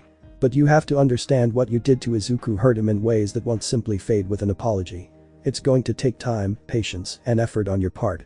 Your words are the beginning, but your actions will show whether you're truly willing to change. I think that is all I have if you would like to leave," he said, gesturing to the door. "Right, thank you sir," she said, walking out of the door, making sure she had no tears in her eyes. "We can do another of these sessions, right?" "Of course," he said, smiling at her. Flashback end. Hound Dog moved his knight and sighed. "Like you said, I can't tell you much because of the confidentiality you talked about, but I will say one thing. In this profession, you never get bored of the people because of personalities and how they function." "I guess that makes sense," Izuku said, watching as Hound Dog studied the board, his sharp claws hovering over a piece before finally moving a pawn forward. "Everyone has their own way of thinking, and sometimes it's complicated." Hound Dog nodded. "Complicated is an understatement, but yes. People have layers, Izuku. They aren't just good or bad. Sometimes, people act out of fear. Other times, out of guilt. And sometimes they don't even understand their own emotions." Izuku frowned slightly, considering his next move. "You're talking about Bakugo, aren't you?" he asked as he slid his rook into position. Hound Dog's ears twitched, but he neither confirmed nor denied the assumption. "I'm talking about more than just him," he said simply, countering his knight. "Your siblings, your classmates, hell, even pro-heroes. Everyone has moments where they struggle with their emotions and how they express them." Izuku exhaled, staring at the board but not really seeing it. "I just don't get it," he admitted. "Why do they still see me like I'm weak? After everything?" Hound Dog tapped a claw against the side of the board. "Because change isn't something people accept easily, especially when it disrupts how they view the world. If you were always weak in their eyes, then seeing you strong forces them to reconsider everything they thought they knew. That's not easy for some people." Check. Izuku frowned, deep in thought. "I understand what you're saying. But sometimes, it just feels like no matter how much I change or improve, they still see me as the same old Izuku, the one who couldn't even stand up for himself before." He moved his knight, attempting to take a more defensive position on the board. Hound Dog's expression softened, but only slightly. "That's the thing about people. They hold on to old perceptions, especially if those perceptions align with their comfort zone. It's easier to keep you in that box where they know how to deal with you. When you change, when you push against that, it's uncomfortable. And when people are uncomfortable, they either resist or react in ways that seem harsh. Checkmate. Damn it, said Izuku. Not bad for your first time playing with me, said Hound Dog. I get what you mean. I hope people can change. I know some refuse to change, but this whole situation with my family is a big pile of papers that just keeps getting bigger and getting more and more unsorted, said Izuku. Yeah. It's understandable. But that pile will stop piling up and it will be organized soon. I can assure you that, Izuku. That, and keep up the good work with schooling and heroics and all that. Just be sure not to throw yourself in and make up a plan on a whim like you did fighting that Nomu, said Hound Dog. You don't have to remind me of that one, Izuku said with a sheepish grin, rubbing the back of his neck. That was a bit much, I guess. I was just trying to do what I thought was right. But I can't afford to make mistakes like that again. That's okay. You make mistakes to learn from them. That is why you are here attending the school, he said, click his pen. Do you have any more questions before you go? He asked. No sir. Thank you for your help, said Izuku standing up. Izuku stood up, stretching his arm slightly after the long conversation. He had learned a lot from his time with Hound Dog, both about himself and the people around him. There was a lot of truth in what the older man had said. The weight of people's perceptions, the complexity of their emotions, and the challenges that came with changing how others viewed you, it was all a lot to process. But hearing it from someone who had experience in understanding people's minds made it easier to accept. Izuku still had a lot to figure out, but now he felt a little less lost. Hound Dog set the chessboard aside, his gaze softening as he watched Izuku. You're welcome, Izuku. Just remember, this isn't about getting everything right all at once. It's about growth. Every mistake, every wrong move, is part of that growth. And just like with the game, you'll get better the more you play. Izuku nodded, offering a small smile. Yeah, I understand. Thanks again, he said, leaving. As Izuku stepped out into the hallway, the quiet hum of the dormitory filled the air. He let out a slow breath, running a hand through his messy green hair as he processed everything Hound Dog had said. Growth wasn't something that happened overnight, nor was it something he could force others to recognize. He had to be patient. But patience wasn't always his strongest suit, especially when it came to proving himself. His feet moved on their own as he walked down the corridor, his mind still swirling with thoughts. The idea that people held on to old perceptions of him, that they resisted seeing him as anything but weak, gnawed at him. He knew Hound Dog was right, but that didn't make it any less frustrating. Before he realized it, he was outside, the cool night air brushing against his skin. The UA campus was quiet at this hour, most students having settled into their dorms or training privately. He found himself staring up at the sky, the stars twinkling against the vast darkness. You look like you're thinking too hard again. Izuku saw Todoroki eating soba with a blank look on his face. Todoroki. What's up? The sky, he said with the same blank expression. Izuku smiled at the joke, shaking his head. Didn't take you for the type to crack jokes, Todoroki. Todoroki shrugged, slurping up another bite of his soba. I've been working on it. Fayumi says I should try being more social. Fayumi asked Izuku, confused. Oh, she is my sister. I am considered the baby of the family. You have Toya the eldest, and Frostflare. I recognized you from the sludge villain incident. Then there is Fayumi, my elder sister. Next is my brother Natsuo, and then there is me, he said, pointing to himself with his chopsticks. That is a pretty big family, said Izuku, as he walked alongside him. Yeah, we manage, he said, eating a bit more of his soba. I bet it's a lot of weight on your shoulders having your brother and father being big heroes. With Frostflare being 39th and Endeavor being second on the hero charts, said Izuku, trying to get another convo started. Todoroki paused, his chopsticks hovering over his bowl as he considered Izuku's words. There was a moment of silence before he responded, his voice quieter than usual. It does feel like a lot, sometimes, he said, his gaze dropping to the soba in his bowl. I never asked for this life. But it's the one I was given. People expect a lot from me because of my father and my brother. Sometimes it feels like they forget about me or that I'm just living in their shadows. Yeah, well. I heard you did pretty well when going to get some backup when the USJ happened, Izuku said. I wasn't bad, but I still felt weird trying to leave when I felt I could help, he said, setting his bowl down. Izuku nodded, understanding where Todoroki was coming from. Sometimes, you just have to make a choice, even if it feels like you're abandoning someone in the process. Todoroki sighed, running a hand through his hair. Yeah. I didn't want to be like everyone else, just standing on the sidelines while others got hurt. But at the same time, I couldn't risk making the situation worse by rushing in without a plan. I mean, you did make the right call in the end. Sometimes it's not about being the hero everyone expects, but being smart about it, Izuku added, trying to offer some reassurance. Todoroki looked up at him, his expression softening. Thanks. It's hard to balance what everyone expects of me with what I feel is the right thing to do. No problem. But I am going to go chill out for a bit, said Izuku as he waved him off. See you around, Yagi, he said, waving back. Izuku sighed as he went and plumped himself on his bed. He would chill out for a bit because these past 24 hours were crazy for him. He took a 2-hour nap before he started to design ideas for a new hero costume. It was pulverized in that fight with Nomu and he needed something better. He heard a knock on his door, but he continued to draw as he called out to the person. Come in. Ichako, Mina and Ryuko peeked around the corner to see Izuku was hard at work. It's time for dinner, said Ichako. Alright, thanks guys. I'll be down in a minute, he said, not looking at them. Ichako sighed as she walked behind him and pulled on him. You were injured yesterday and you have barely eaten today. Let's get going, she said, tugging on him. Uraraka, please just give me a minute, Izuku said, whining. Ichako frowned, determined not to back down. Nope. Ryuko frowned as she used her telekinesis to pull his sketch away. Hey, Yanagi, come on. Come and have dinner and you can get it back, she said calmly. Mina and Ichako were pulling on Izuku, but he was not budging. Joke's on you guys. I have a backup sketch, he said, smirking. Mina gasped dramatically. Oh no, he's got a backup. She exchanged a mischievous grin with Ichako and Ryuko. Plan B, then, Ichako declared with determination. She activated her quirk, making him float as Ryuko used her own to drag him out of the room. Eyes, you have got to be kidding me, said Izuku as the girls held him as he floated down the stairs. Izuku flailed slightly, his arms crossed in defiance as he hovered helplessly above the ground. He could have used Black Whip, but with Recovery Girl saying he couldn't use his quirks for a bit meant no fighting back.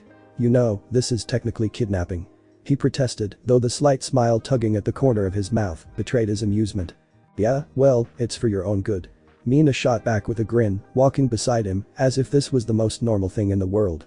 Ryuko, maintaining her calm demeanor, simply said, you're eating dinner. No arguments. Alright, fine. You can put me down, he said, sighing as they got to the kitchen. The dining was bustling with students from class 1A and 1B, the air filled with chatter and the clinking of dishes. The delicious aroma of curry, rice and miso soup wafted through the room, making Izuku's stomach betray him with a loud growl. Mina and Ichako burst into laughter. Your stomach agrees with us, Ichako teased, sticking her tongue out playfully. Izuku grumbled under his breath but grabbed a tray, piling it with food just to prove a point, or so he told himself. In reality, his appetite had returned the moment the food scent hit him. They found a spot near the windows, the warm orange hues of the setting sun casting a cozy glow over their table. Kirishima and Kaminari were already seated, engaged in an animated debate about who would win in a fight. Mount Lady or a literal mountain? I mean, it's literally in her name, Kaminari argued, waving his chopsticks for emphasis. But a mountain doesn't have feelings. It wouldn't care if it got punched. Kirishima shot back, grinning. Ryuko sighed, shaking her head as she sat down. Why do I always end up at the weirdest tables? Because you secretly love us, Mina replied with a wink. Izuku chuckled, finally digging into his food. The first bite of warm, savory curry was like a burst of comfort after a long, exhausting day. He didn't even realize how hungry he was until he devoured half his plate. Todoroki joined them a few minutes later, his usual bowl of soba in hand. He slid into the seat next to Izuku without a word, his stoic presence oddly comforting amidst the chaos. Oh look, it's the soba king, Mina teased, nudging him with her elbow. Todoroki blinked slowly. I like soba. Truly a man of many words, Kaminari said with a grin.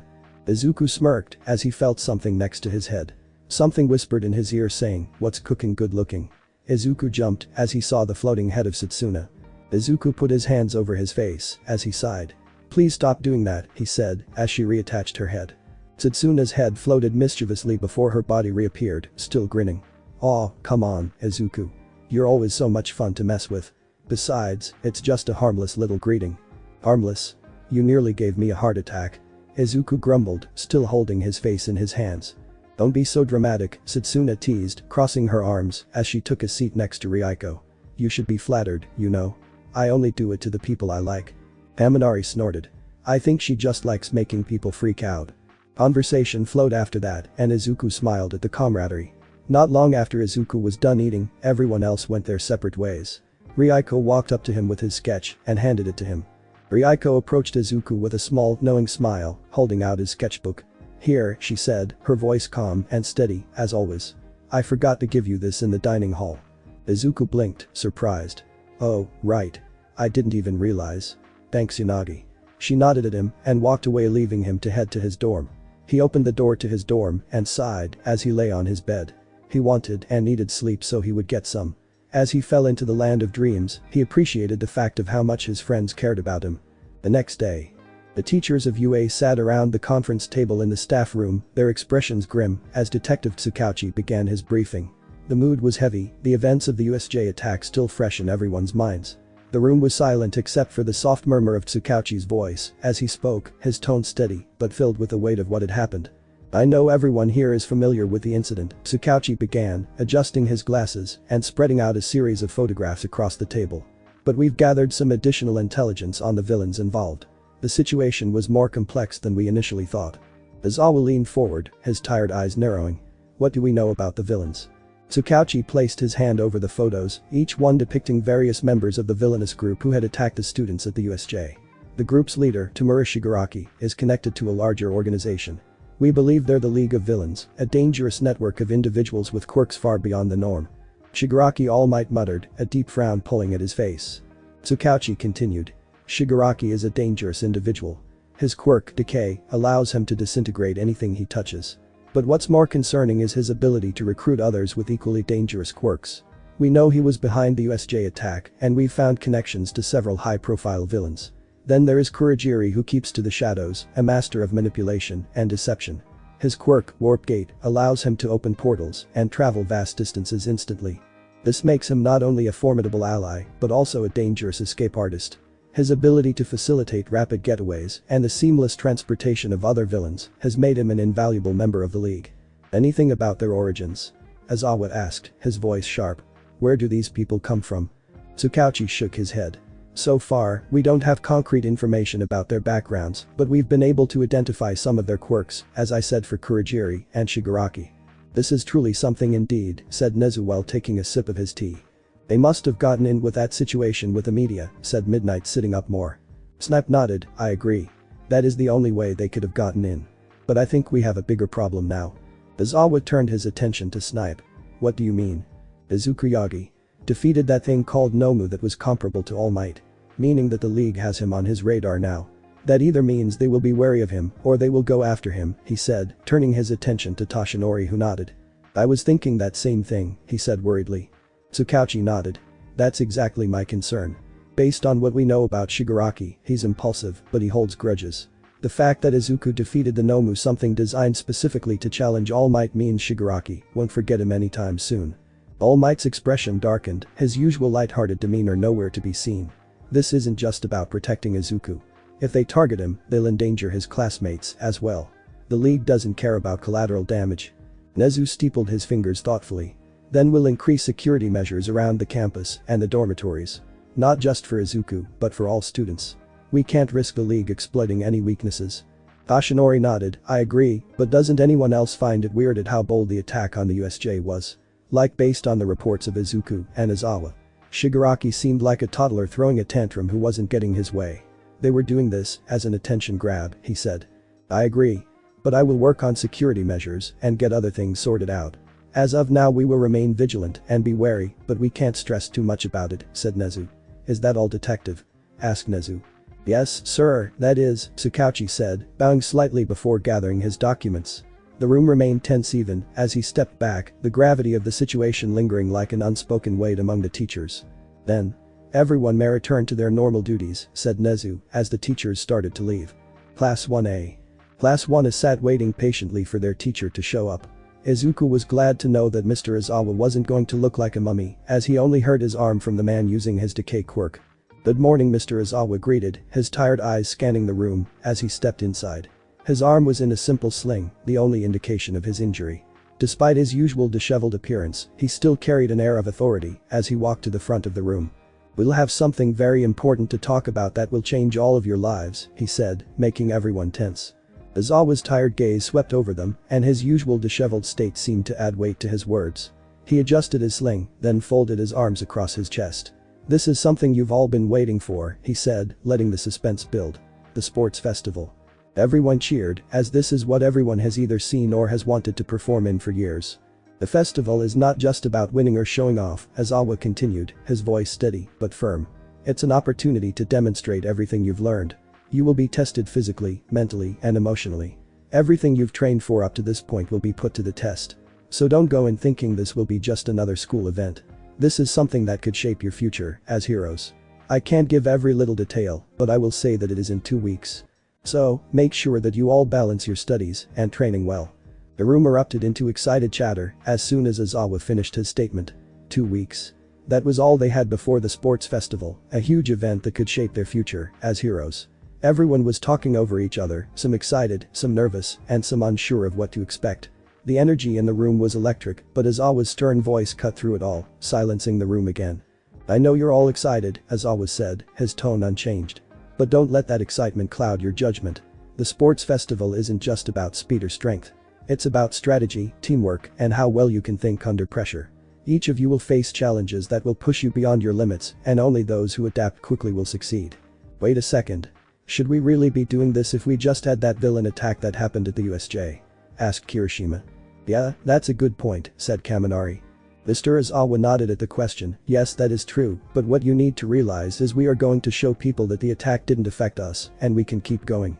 Plus, we all need to learn to bounce back when stuff like this happens. Not to mention we are double if not tripling security this year, he said, adjusting his cast. The room fell silent again as Mr. Aizawa's words sank in. Despite the lingering fear from the recent attack at the USJ, his response carried a reassuring weight to it. It was a reminder that, as future heroes, they had to be resilient, not just physically, but emotionally as well. The weight of the responsibility was evident in his voice, yet he conveyed a sense of confidence that made the students believe it. Though the incident at the USJ was serious, Aizawa continued, we can't let fear dictate our actions. Heroes don't stop fighting because of a setback. We learn, we grow, and we adapt. This sports festival will test not just your physical abilities, but your mental and emotional ones too. Izuku pondered something for a moment before speaking. Not to mention Class 1 will be looked at more than other years this year. Aside from the third year, Izuku said to get everyone's attention. Izuku's words hung in the air for a moment and everyone turned to look at him. He wasn't one to speak up so directly in a situation like this, but the weight of the situation was heavy and his observation was clear. Yeah, he's right, Ryuko said, her usual calm voice cutting through the silence. With the attack at the USJ and the way things have been, all eyes are on us this year. They want to see if we have what it takes and show them the quirks we used to deal with the attack. Mr. Aizawa cleared his throat to get everyone's attention. Regardless, that is true. You all will have the chance to show what you have. Make it worth your while. You only have 3 times to do it, this being one, so make it worth your while. Lunchtime. Izuku walked down the hall with Ochako and Iida. Jiro and Momo had run ahead to save a seat in the cafeteria.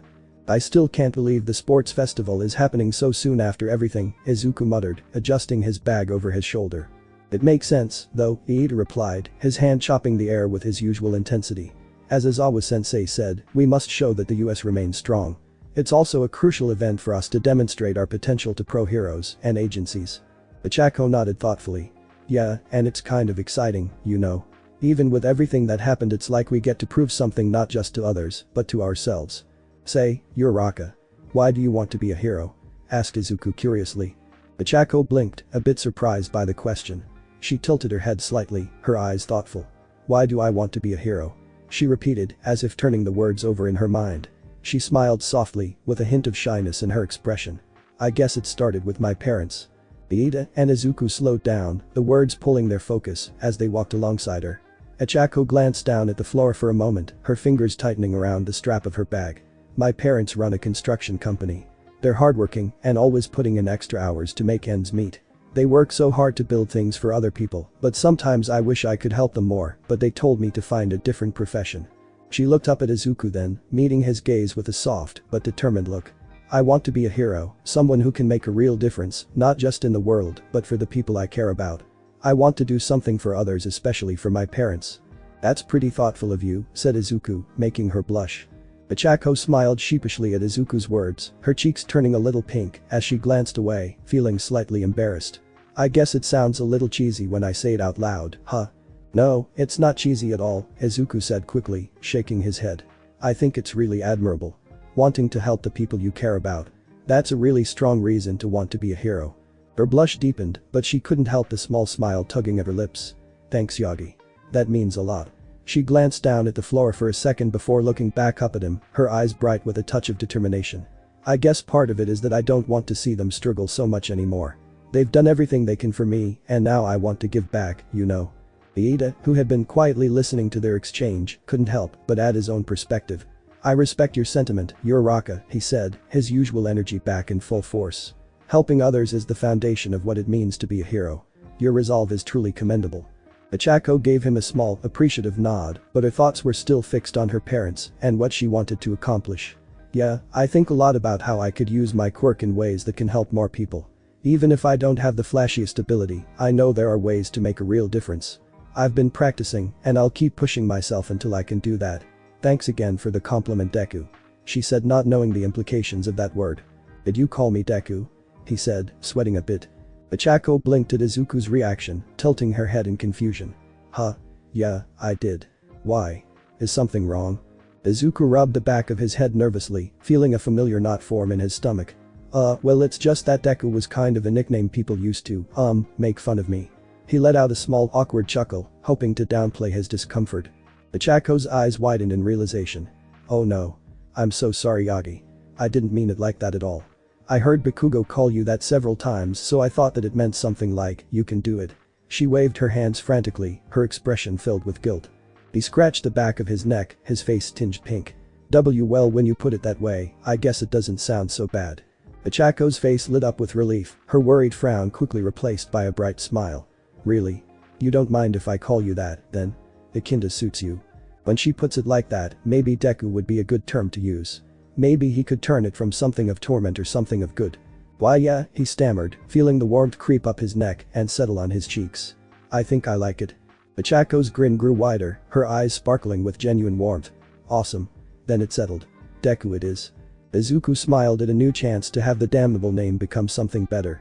The group of three were interrupted when they heard a loud booming voice down the hallway. Ahahaha. Young Izuku. I'm here. Yelled out All Might as he pointed at him. Izuku just stared at his father, wondering what the hell he was doing to stop him in the hallway. All Might? He asked confusedly. Lunch? He said, holding up some food. You want to eat with me? He asked cutely. Ichako was gushing behind him as Izuku was trying to put two and two together. If he wants to speak with me like this, it has to be incredibly important. Maybe I should follow him, he thought as he looked at him warily. Go on, Yagi. It might be important, said Iida, gesturing for him to go. I'll catch you guys later, Izuku mumbled to Ichako and Iida, who both gave encouraging smiles. Ichako's gaze lingered a little longer, her soft smile giving him a surprising boost of confidence. Ichako and Iida made their way to the lunchroom, seeing Jiro and Momo in line. Hey guys, said Ichako, running up to them. Jiro turned her head slightly, her usual cool demeanor intact, as she gave a small wave. Oh, hey Uraraka. Iida. Where's Izuku? He is with All Might right now, replied Iida. Jiro raised an eyebrow, her curiosity piqued. With All Might? That sounds serious. I mean, it's not every day the symbol of peace calls someone out like that. Momo nodded thoughtfully, adjusting the tray in her hands. Considering how intense the USJ attack was, it wouldn't surprise me if All Might wanted to personally acknowledge Izuku's efforts. He did perform exceptionally well under pressure. He has a pretty strong liking to him, said Ichako, catching the attention of dual quirk users in front of them. Todoroki showed interest as the group walked away, wondering about the relationship between All Might and Izuku. Teacher's Lounge. All Might opened the door to the teacher's lounge to show Inori and Ichiro waiting there as well. You've got to be kidding me, Izuku thought as he took a seat the furthest away from his siblings. All Might transformed to his skinny form and sighed as he sat down in front of all three of them. Ichiro sent a glare at Izuku, who paid no mind to him, but Inori hit Ichiro to set him straight after the slightest bit of satisfaction with Izuku. Alright you three. I needed to say this to you also that you are made aware, but according to some recent tests, I have about 2 hours and 40 minutes left on my transformation, he said, informing them. Izuku's eyes widened ever so slightly as he looked at his father. His time was shrinking less, and soon, the number one hero of All Might would be no more. Ichiro looked a bit more worried than usual. But you need to be the symbol of peace. Inori, always the more level-headed of the two siblings, shifted her gaze to All Might, her brows furrowed with genuine concern. Is there anything we can do to help? Or is this related to your injury? All Might gave her a weak smile, his gaunt face shadowed with fatigue. Sharp, as always, Inori. Yes, it's due to the injury I sustained years ago. The damage is irreversible, and my time as the symbol of peace is limited. That's why I brought you three here. His gaze drifted to Izuku, softening slightly. Why us? asked Inori curiously as she moved some blonde strands of hair out of the way. Truth be told, with my time slowly starting to decrease, there will need to be someone or rather multiple someones to take over as the symbol of peace for when that time comes, he said, pointing at the three of them. The room fell into a heavy silence, All Might's words settling like an invisible weight on the shoulders of his three children. Izuku's heart pounded in his chest, his thoughts racing. Multiple symbols of peace. Ichiro's face twisted with a mixture of confusion and frustration. Wait. You're saying we have to replace you? His tone was sharp, tinged with disbelief. That's impossible. No one can replace All Might. But why is Izuku here anyway? He isn't exactly strong. He received a smack on the head from Inori. Just keep your mouth shut, you idiot. Ichiro winced, rubbing the back of his head as he shot a glare at Inori. Hey, I'm just saying what everyone else is thinking, he muttered under his breath. Inori's expression didn't change, her cool demeanor unshaken. Yeah, well, not everyone else is in this room. So, you'll keep quiet unless you've got something useful to say. Izuku was actually surprised that Inori stood up for him, but decided to ignore it for now and focus. Anyway, the point that I am making is you three have the sports festival to show off and shine to the people that you are here, he said, walking to the window. Agencies and the people of the world will be watching you and seeing what you have to offer. Like I said, why is Izuku here then? Asked Ichiro. Toshinori sighed as he looked at his eldest. Ichiro, shut up, he said, getting annoyed with him. I am trying to make it up to my son for being a shitty father, but including him with stuff I never had before. The least you could do as a brother is to be happy for him. Dad, don't worry about it, I'm used to it, said Izuku was silenced. No, it's not fine. These past years for you are not fine, and I am making it up to you, so stop saying it is fine, he said, looking at the three of them again. Regardless. The point that I am making is you three are the heroes of the future. You three will show the world I am here. He said proudly, transforming back into All Might. Ichiro scoffed as he stood up from his seat, adjusting his blonde hair as he got up from his seat. Yeah, I already know I am. You didn't have to get this meeting together to say it, he said, putting his hands in his jacket as he walked out of the door. Toshinori sighed at his eldest as Inori and Izuku looked at each other. Izuku felt weird that he was included in this. It's kind of weird. He looked to Inori and his father, who had been trying and making an effort. He could see that. But there was a part of him that knew they had a long way to go because he didn't feel anything. Not yet anyway. Thanks for watching my video, and make sure to check out the author of this fanfic, link is in the description. See you next time, till then, sayonara.